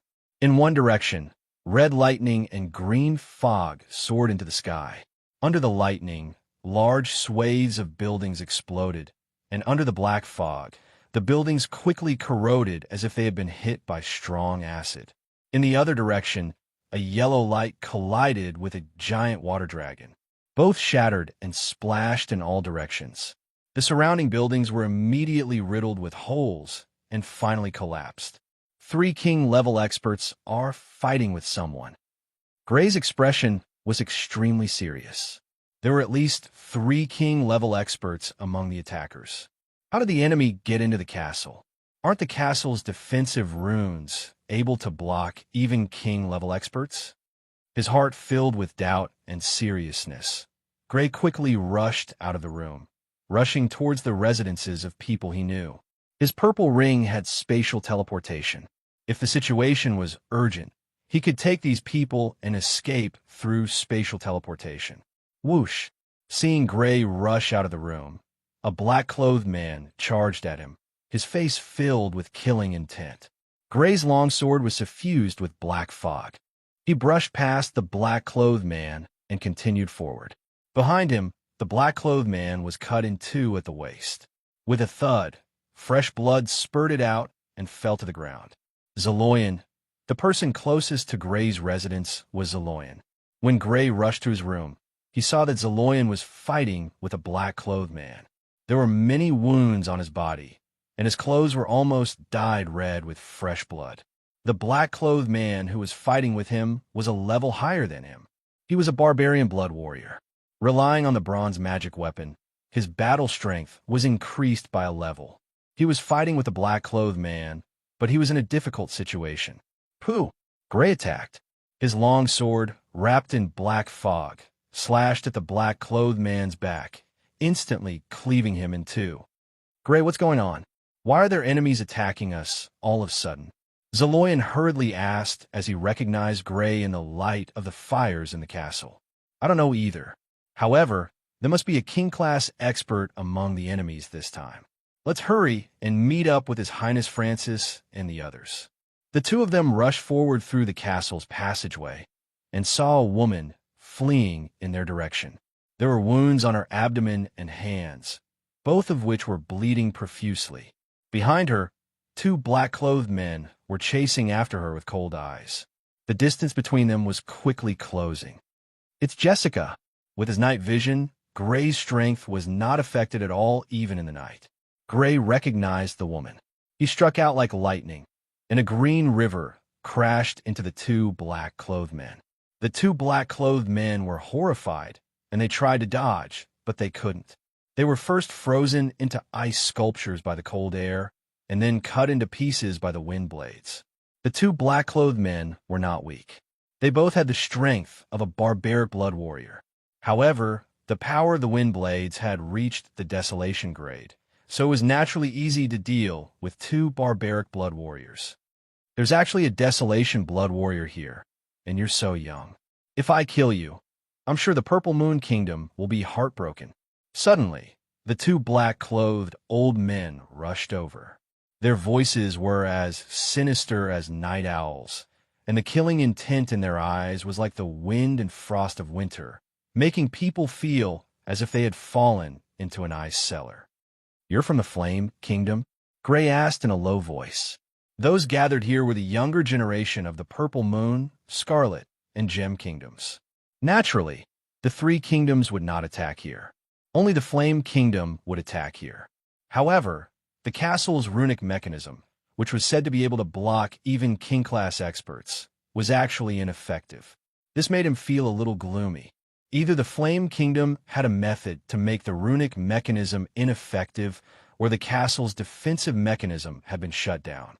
If it was the former, it would be fine, but if it was the latter, it would be thought-provoking. Only a few people in the Jewel Kingdom knew how to shut down the defensive mechanism. Had someone betrayed them? Or was this all a show put on by the Jewel Kingdom? Logically speaking, the Jewel Kingdom had no reason to attack the younger generation of the Purple Moon Kingdom and the Scarlet Kingdom, but they could not rule out the suspicion. Do you want to die before you die, understand? In response to Gray's question, one of the old men sneered. Fine, I'll tell you, so you can die knowing. That's right, we're from the Flame Kingdom, the Flaming Fong, which is directly under the royal family. Flaming Fong? Gray was not too familiar with this name.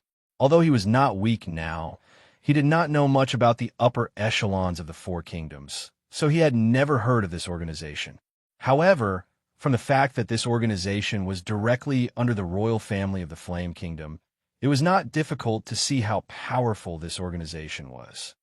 The Flaming Fong, the assassination department of the Flame Kingdom that is rumored to have a king-class expert overseeing it. Behind Gray, Zaloyan and Jasha's expressions changed when they heard the name. As the descendants of a noble family with a long history in the Purple Moon Kingdom, they were naturally very familiar with the Flame Kingdom. Since you know, then go to hell. The two old men revealed sinister smiles, then attacked Gray and the other two.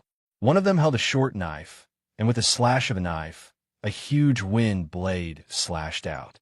The trees and stone pillars along the way were sliced into two, just by grazing them. As for the other person, a green fog spread out in front of him. Wherever the fog passed, everything seemed to be corroded and rapidly melted. Seeing Gray display the strength of a desolate blood warrior, they still dared to say that they wanted to kill Gray. Their strength was indeed not simple, having reached the desolate blood warrior realm. Facing two desolate blood warriors, Gray did not dare to be careless. He used his strongest move. A long river of black fog appeared. It was dozens of meters wide and churned endlessly. It was like a real river, gushing out in all directions. The green wind blade slashed at the black fog, but its speed became slower and slower. Its light became dimmer and dimmer, and soon dissipated. The green fog and the black fog collided, producing a sizzling sound, as if the two were violently reacting. Finally, after a portion of the black fog disappeared, it also completely disappeared. Not good. Seeing the ability of the blood fiends being quickly melted and the black fog sweeping over, the two men, who had been grinning just a moment ago, changed their expressions. They panicked and tried to dodge, but it was too late. The black fog crashed into them, and they were swept away by the long river of black fog. Like two fish drifting with the current, they were sent flying. Chapter 440. Chi. Under the black mist, the flesh and blood of the two black-clothed old men were disappearing, as if a knife was slicing through their bodies. Wherever the black mist came in contact with, pieces of flesh and blood would disappear, and blood would flow out. When the black fog dissipated, the clothes of the two old men were in tatters. They were worse than the clothes of a beggar. There were many places on their bodies that were badly mutilated, and blood was flowing out of the wounds all over their bodies. You've reached level 2 of the desolate level. One of the black-clothed old men looked at Gray in shock. How could you reach level 2 of the desolate level at such a young age? The other old man was also shocked and could hardly believe it. Even His Highness Nichols, who had the best aptitude among the younger generation of the Flame Kingdom, had not reached level 2 of the desolate level at Wang Xian's age.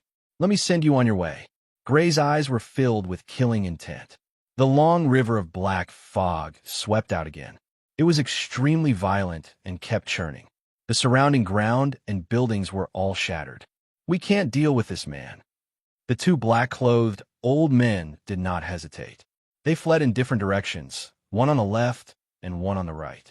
They were about to escape from the long river of black fog. But at this moment, the long river of black fog that was rushing forward suddenly changed.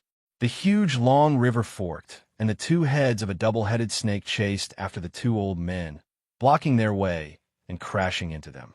Bang! Bang! The two old men were wrapped in the black fog and flew backward. Their bodies were covered with wounds, and in some places, their bones could even be seen. Whoosh! Gray rushed out, holding a huge black sword and stabbing at one of the black-clothed old men. The black-clothed old man wanted to get up and dodge, but the injuries on his body were not light, so he was unable to get up immediately. Puff!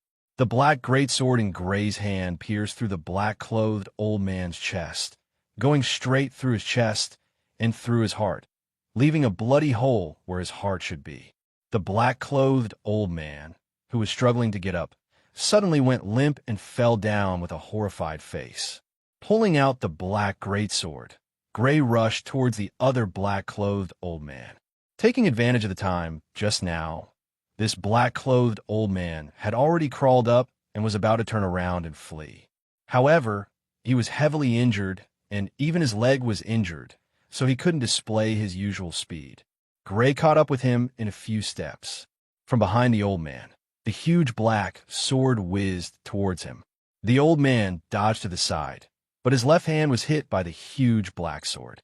Blood splattered, and his left hand flew up high. Gray's sword turned and once again slashed towards the black-clothed old man.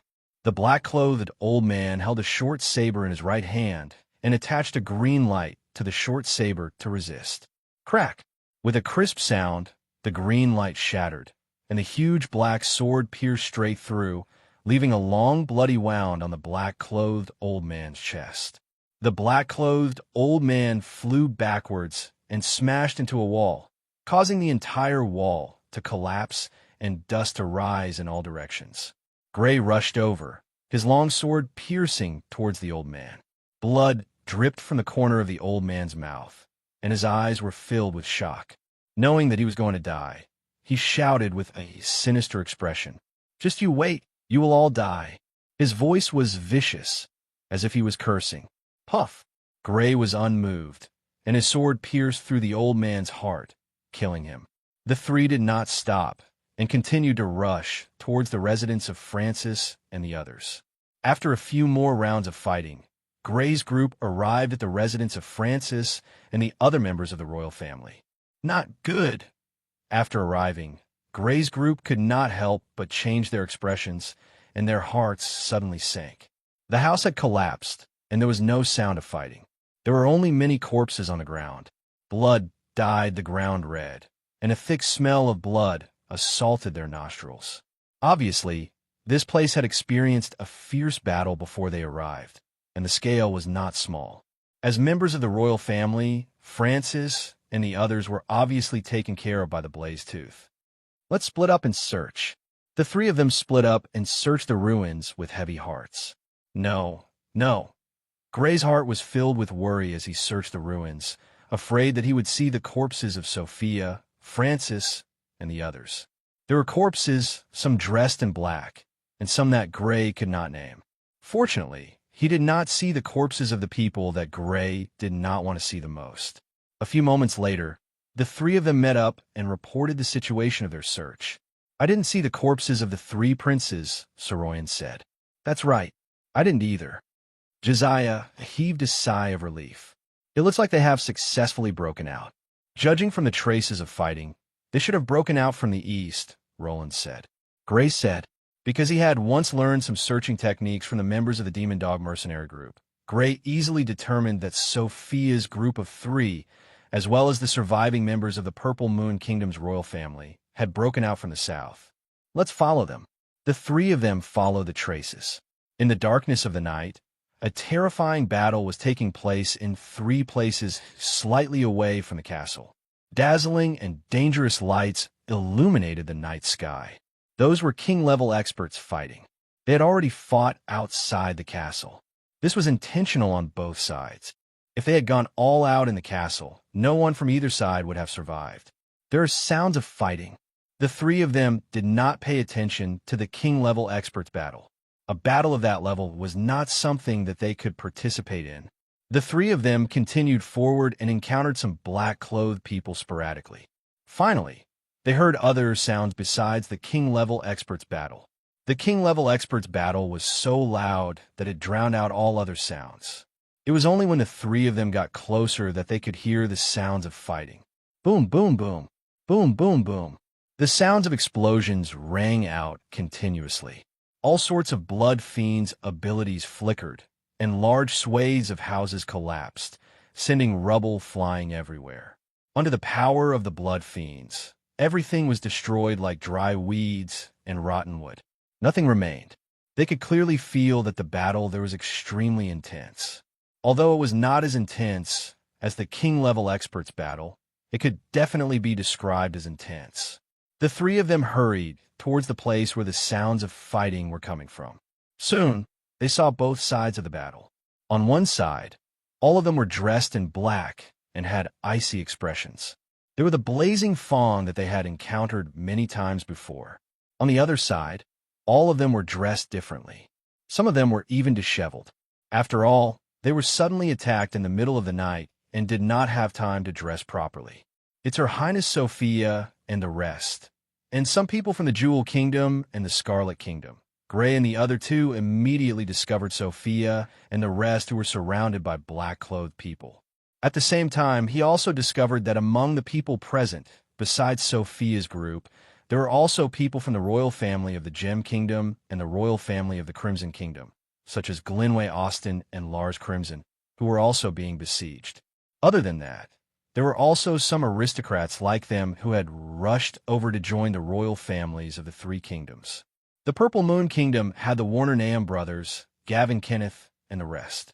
As for the other two kingdoms, the Jewel Kingdom had the tall young man who had fought with Hylia Violet and the rest. The Scarlet Kingdom had Otis Adrian and the rest who had fought with Gray. The number of black-clothed people was obviously greater than theirs. Almost everyone was being attacked by one or two black-clothed people, and many of them were injured.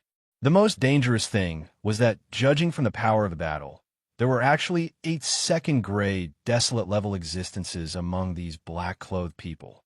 Although the royal families of the 3 kingdoms also had such existences, there were only 5 of them, which was 3 fewer than their opponents. The only fortunate thing was that there were no 3rd-grade, desolate-level existences among the black-clothed people.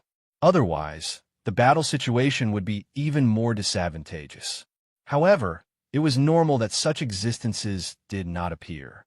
After all, such existences were only one step away from becoming king level. They were almost always in seclusion, cultivating crazily in hopes of breaking through to king level one day. Unless it was an emergency, they would not be mobilized. This was the case for the Flame Kingdom, the Purple Moon Kingdom, the Scarlet Kingdom, and the Jewel Kingdom. This was also the reason why there were no 3rd-grade, desolate-level existences on either side. Be careful. After instructing the 2 of them, Gray led them to join up with Sophia, Francis, and the rest. Even though he was not weak now, and the strongest power of his blood fiends had reached 2nd-grade, desolate level, it was absolutely impossible for him to turn the tide of the battle if he joined in. However, he did not think of turning the tide of the battle. As long as he could get in touch with Sophia, Francis, and the rest, he could teleport them away. Whoosh! Gray was in front, while Zero and Jesse were behind. The 3 of them quickly rushed towards the black-clothed people from behind. Puffed! A black-clothed person with the strength of a barbarian blood warrior did not even have time to react before he was cut in half by Gray. After that, Gray took a few steps forward and slashed at another black-clothed person in front of him. Be careful behind you. This person was also a barbarian blood warrior. The commotion caused by his companion's death had alerted him. He shouted a warning and turned around. Blue lightning flashed on his long saber, and violent crackling sounds could be heard in the air as he slashed behind him. Puffed! However, before his saber could slash down, Gray's sword had already cut through this person's neck. This person's head flew off, and fresh blood spurted out from his neck as he fell to the ground. You deserve to die. After 2 barbarian blood warriors died in succession, a black-clothed person with the strength of a desolate blood warrior pounced on Gray. He held a battle axe in his hand, and the battle axe was covered in orange flames. It was like a burning meteorite smashing towards Gray. The blazing heat hit him in the face as if it was going to evaporate him. The long sword in Gray's hand was covered in black mist, and it became a few meters long as it met the incoming battle axe. Bang!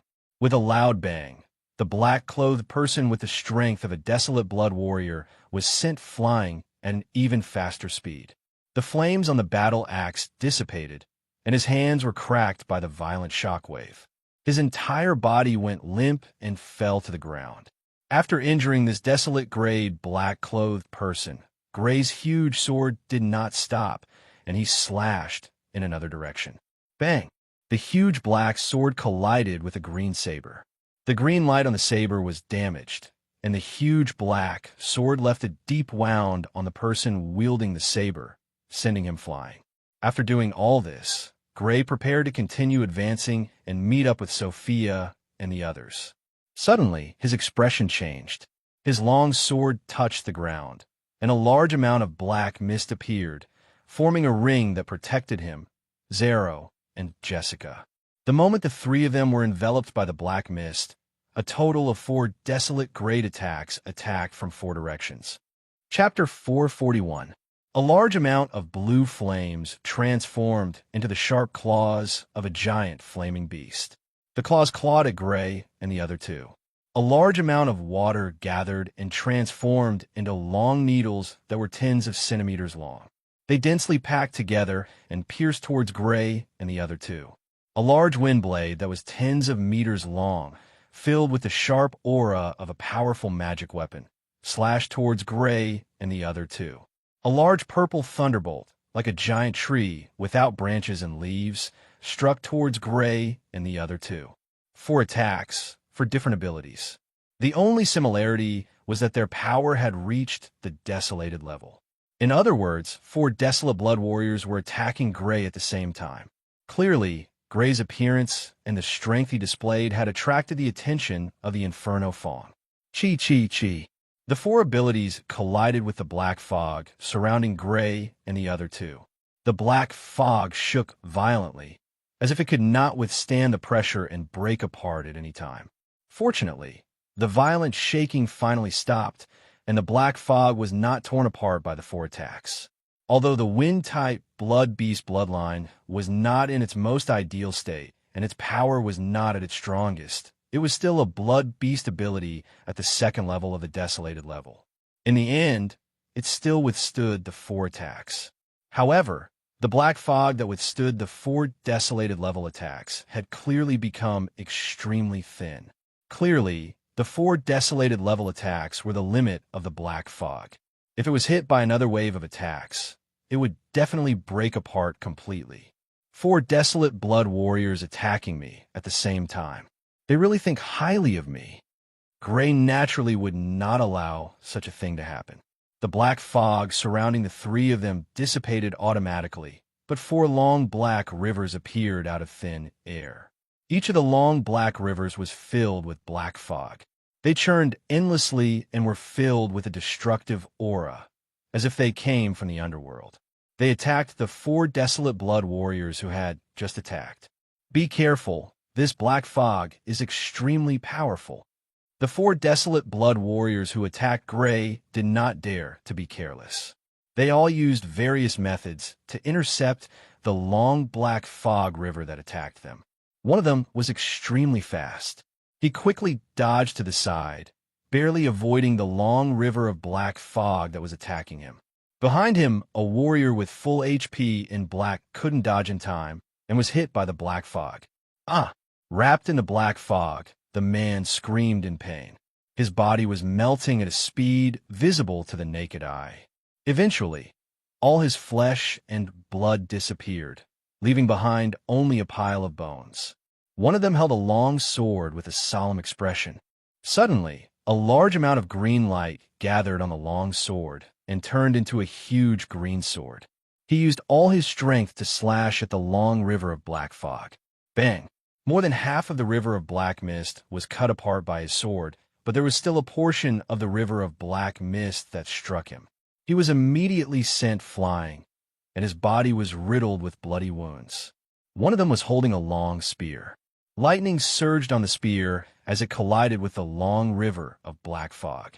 The long river of black mist churned. More than half of it was extinguished by this spear, but there was still a portion that crashed into the body of the person holding the spear, leaving behind wounds that looked like they had been cut by a knife. One of them suddenly gathered a large amount of water in front of him. This water then turned into a wall of water, blocking the black fog. The black fog collided with the wall of water. The wall of water quickly melted, and the long river of black fog quickly disappeared. In the end, the wall of water and the black fog disappeared at almost the same time. The man kept retreating. Although he was in a sorry state, he was not injured. Of the 4 desolate blood warriors, other than one who was extremely fast and one who had defensive means, the other 2 had been injured by Gray's previous wave of attacks. This was the battle strength of Gray, who had barely reached the 2nd stage of the desolation rank. After defeating the 4 desolate blood warriors blocking his way, Gray did not stop. He immediately brought Zero and Jasha closer to Sophia and the others. Although he was confident that he could kill all 4 of them if the battle continued, it would be useless even if he killed all 4 of them. It would not be of much help to the current situation. The greatest advantage of the Inferno Fawn was that they had a total of 8 second-stage desolation rank existences. This was 3 more than the royal families of the 3 kingdoms combined. As long as these 8 people were around, Gray's killing of a few desolate blood warriors would not have much of an impact on the battle. Chi-Chi. 3 black-clothed, desolate blood warriors blocked the path of Gray and the others. However, under the black fog, they were quickly melted away, leaving behind a pile of bones that had been corroded beyond recognition. Bang! A desolate blood warrior blocked the path of Gray and the others.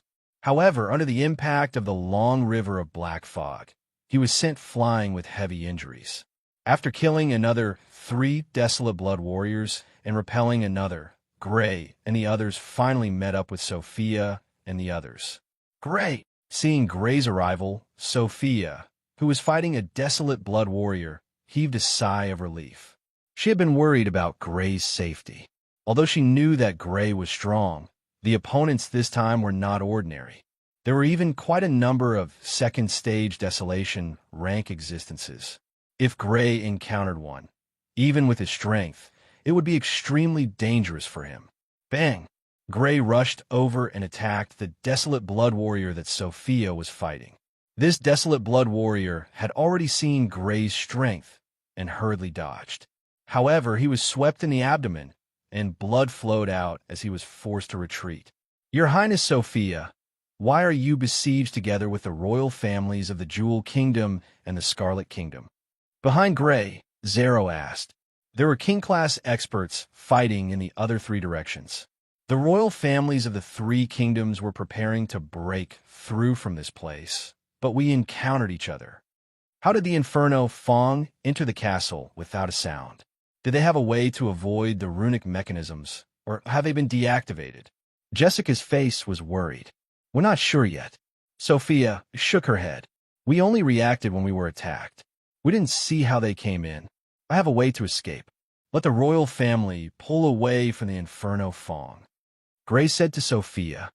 Okay. Sophia seemed to understand Gray's plan and gave the order without asking for the reason. Gray had a teleportation magic weapon in his hands. He had used it in the battle with the Wallen family.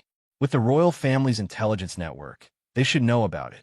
The actions of the royal family of the Purple Moon Kingdom had also caused a chain reaction in the Scarlet Kingdom and the Jewel Kingdom. The 2 kingdoms also seemed to have some way to break through, and they also pulled away from the Inferno Fong. Seeing the royal families of the 3 kingdoms pulling away, the Inferno Fong did not panic. Instead, they spread out and surrounded the royal families of the 3 kingdoms. It's useless. You're all going to die here today. One of the black-robed men with an extremely old face sneered. This was a level 2 desolation level existence, not far from level 3.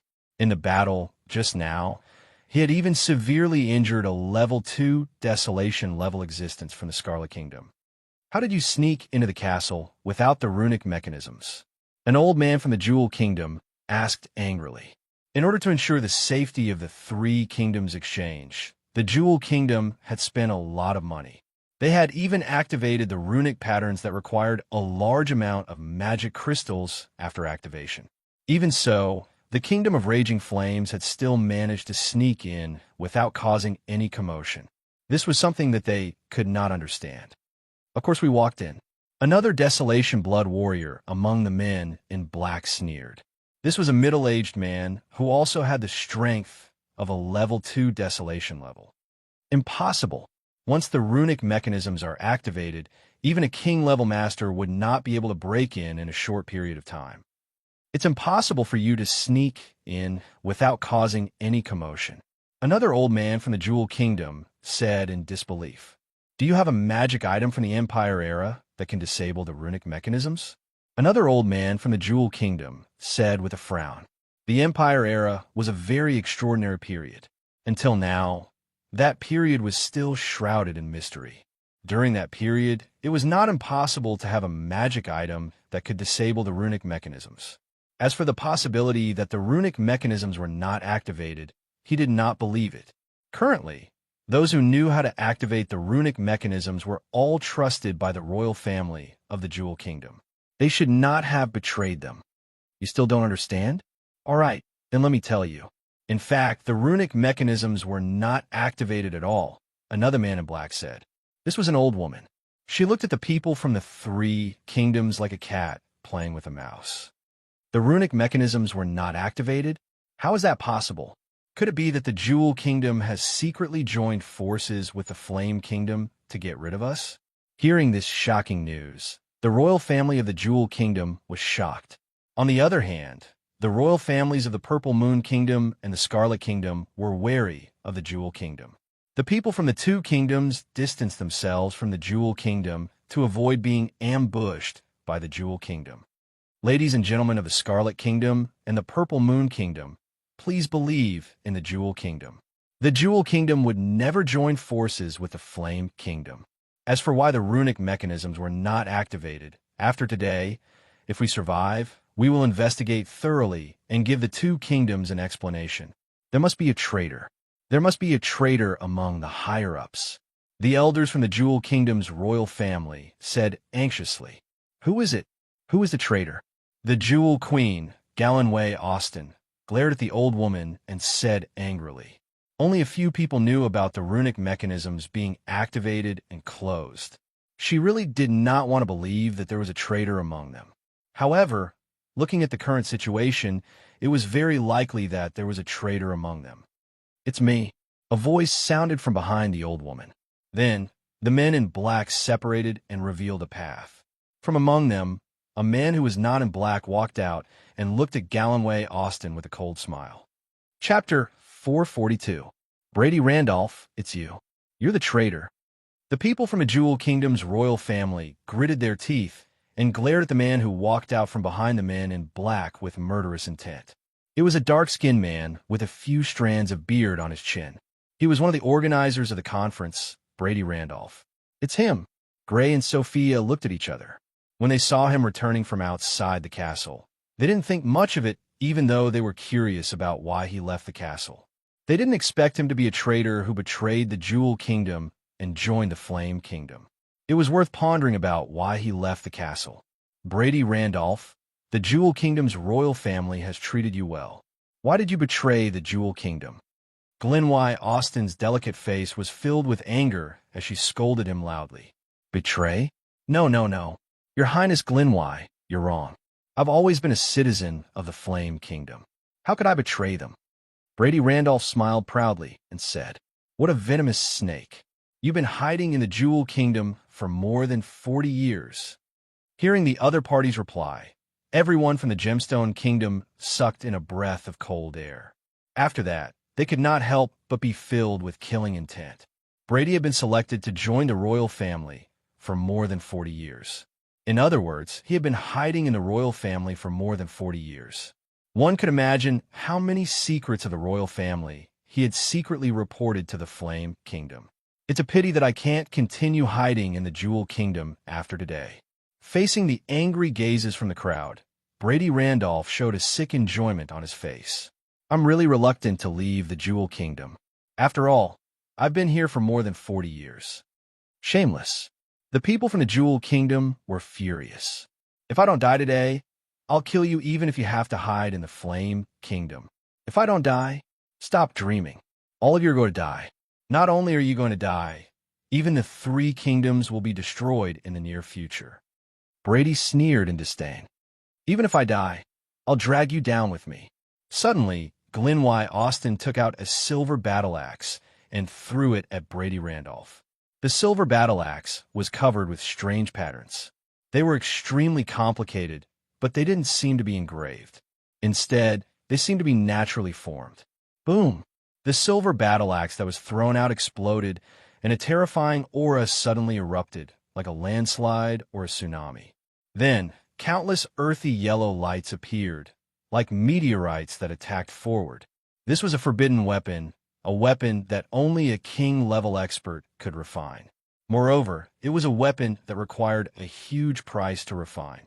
At the same time, a purple spear covered in strange patterns appeared in the hands of Francis of the Purple Moon Kingdom, while a crimson longsword covered in strange patterns appeared in the hands of Lars of the Scarlet Kingdom, both of them throwing their weapons in different directions.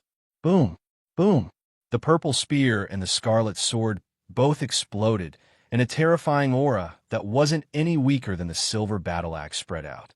The purple spear transformed into a giant beast covered in purple flames, while the crimson spear transformed into a giant crimson lightning bird. Both of them charged forward. The yellow meteorite whistled, the purple flaming beast roared, and and the scarlet lightning bird screeched.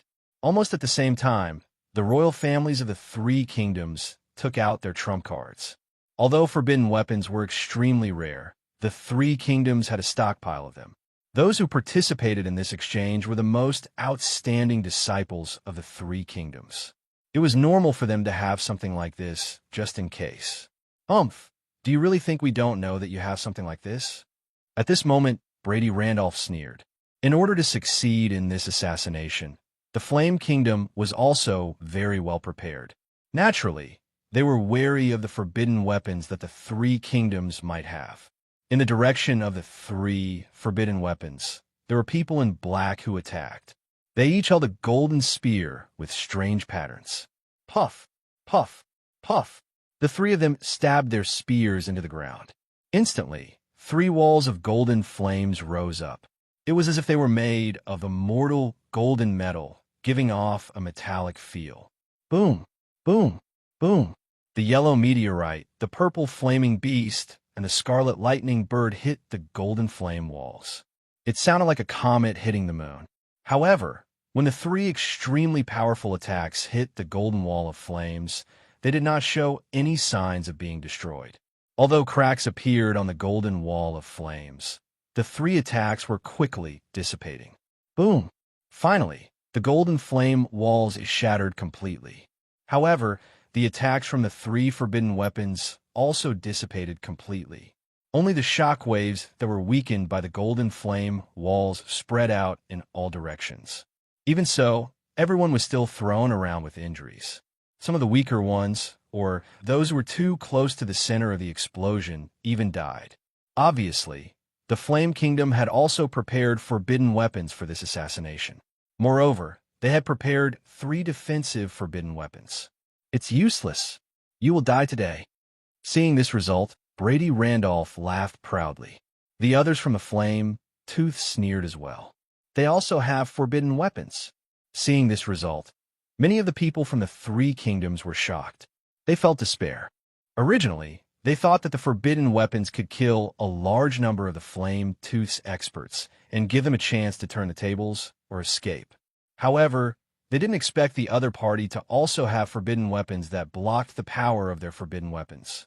The black-clothed people from the Flame Tooth sneered. The 3 kingdoms were in despair. At this moment, something unexpected happened. Another weapon appeared in Glenwy Austin's hand. It was a magic weapon in the shape of a bracelet. She wore it on her left hand and poured the power of blood into it. Buzz! A yellow light spread out and covered the people from the Jewel Kingdom. The Jewel Kingdom people were enveloped in the yellow light. Then, under this yellow light, the people from the Jewel Kingdom started to sink into the ground. It wasn't just Glenwy Austin. Lars Scarlet and Francis also took out a magic weapon once more. The weapon in Lars Scarlet's hand was a strange wing-shaped weapon. As he poured the power of blood into the weapon, it emitted a red light that covered the people from the Scarlet Kingdom. Then, it carried everyone and flew into the sky. Francis' weapon was a short spear. The tip of the short spear wasn't sharp. Instead, it was in the shape of a flame. With the power of blood, the purple flame spread out and covered the people from the Purple Moon Kingdom, including Gray. They didn't feel the burning sensation on their bodies. However, they all turned into purple flames and flew forward quickly. The black-clothed people with the strength of desolate blood warriors tried to stop them. However, as soon as they were touched by the purple flames, they started to burn. Obviously, the purple flames weren't completely harmless. In fact, they were extremely powerful. Not good. The sudden change made the black-clothed people's expressions change. They didn't expect the 3 kingdoms to have such a trick up their sleeves. Damn it, this is a special weapon that's even more precious than a silver-grade magic weapon. The 3 kingdoms actually took it out. Brady Randolph couldn't maintain his calm expression anymore. They definitely won't be able to hold on for long. Chase, don't let them escape. Whoosh! The sound of the wind blew past his ears. Gray, who was moving quickly within the purple flames, was amazed. The royal family actually has such a trick up their sleeves. He realized that he had underestimated the royal family's strength. He didn't expect the royal family to have such a powerful magic weapon. Originally, He wanted to use spatial teleportation to save Sophia, Francis, and the rest. However, it seemed like there was no need for that. With such a trick, Sophia and the rest were confident that they could escape. Although the opponent's trick wasn't as fast as spatial teleportation, it was still an extremely powerful trick. Moreover, although his spatial teleportation was almost invincible, there was a limit to the number of people he could teleport. At most, he could only bring Sophia and a few others. As for the rest, he had to give up. However, the Purple Moon Kingdom's royal family obviously could bring many people with them. Looks like they failed. More than 20 miles away from Jadeite Valley, on top of a mountain, a man looked at the people from the Crimson Kingdom who were flying in the sky, and the people from the Purple Moon Kingdom who were moving quickly on the ground. He seemed to be in deep thought. In the next moment, he jumped down from the mountain. However, surprisingly, he didn't fall from the sky. Instead, he stepped on the void and quickly chased after the crimson lightning and purple flames. He was also a king-level master and belonged to the Flame Kingdom. He didn't participate in the attack on Jadeite Castle. Instead, he was in charge of stopping the Jewel Kingdom's reinforcements and preventing anyone from escaping. Whoosh! His speed was so fast that one could only see his afterimage. The crimson lightning and purple flames were both activated by special magic weapons that were collected by the two kingdoms. They were specially used to escape and were extremely fast. However, they were still slower than him. Boom! While he was in the air, he slashed a huge green wind blade at the crimson lightning. The crimson lightning resisted for a moment, but in the end, it was still unable to withstand the attack of a king-level master. It was split in half, causing more than 20 people who were wrapped in lightning to fall from the sky. Those who were lucky enough not to be hit by the green wind blade only fell and were injured. Those who were unlucky enough to be hit by the green wind blade directly turned into a bloody mist. Then, he slashed another wind blade at the purple flames. Puff! The purple flames also couldn't withstand the attack of a king-level master and were shattered. An older master from the Purple Moon Kingdom turned into a bloody mist, while the others were sent flying by the violent shockwave.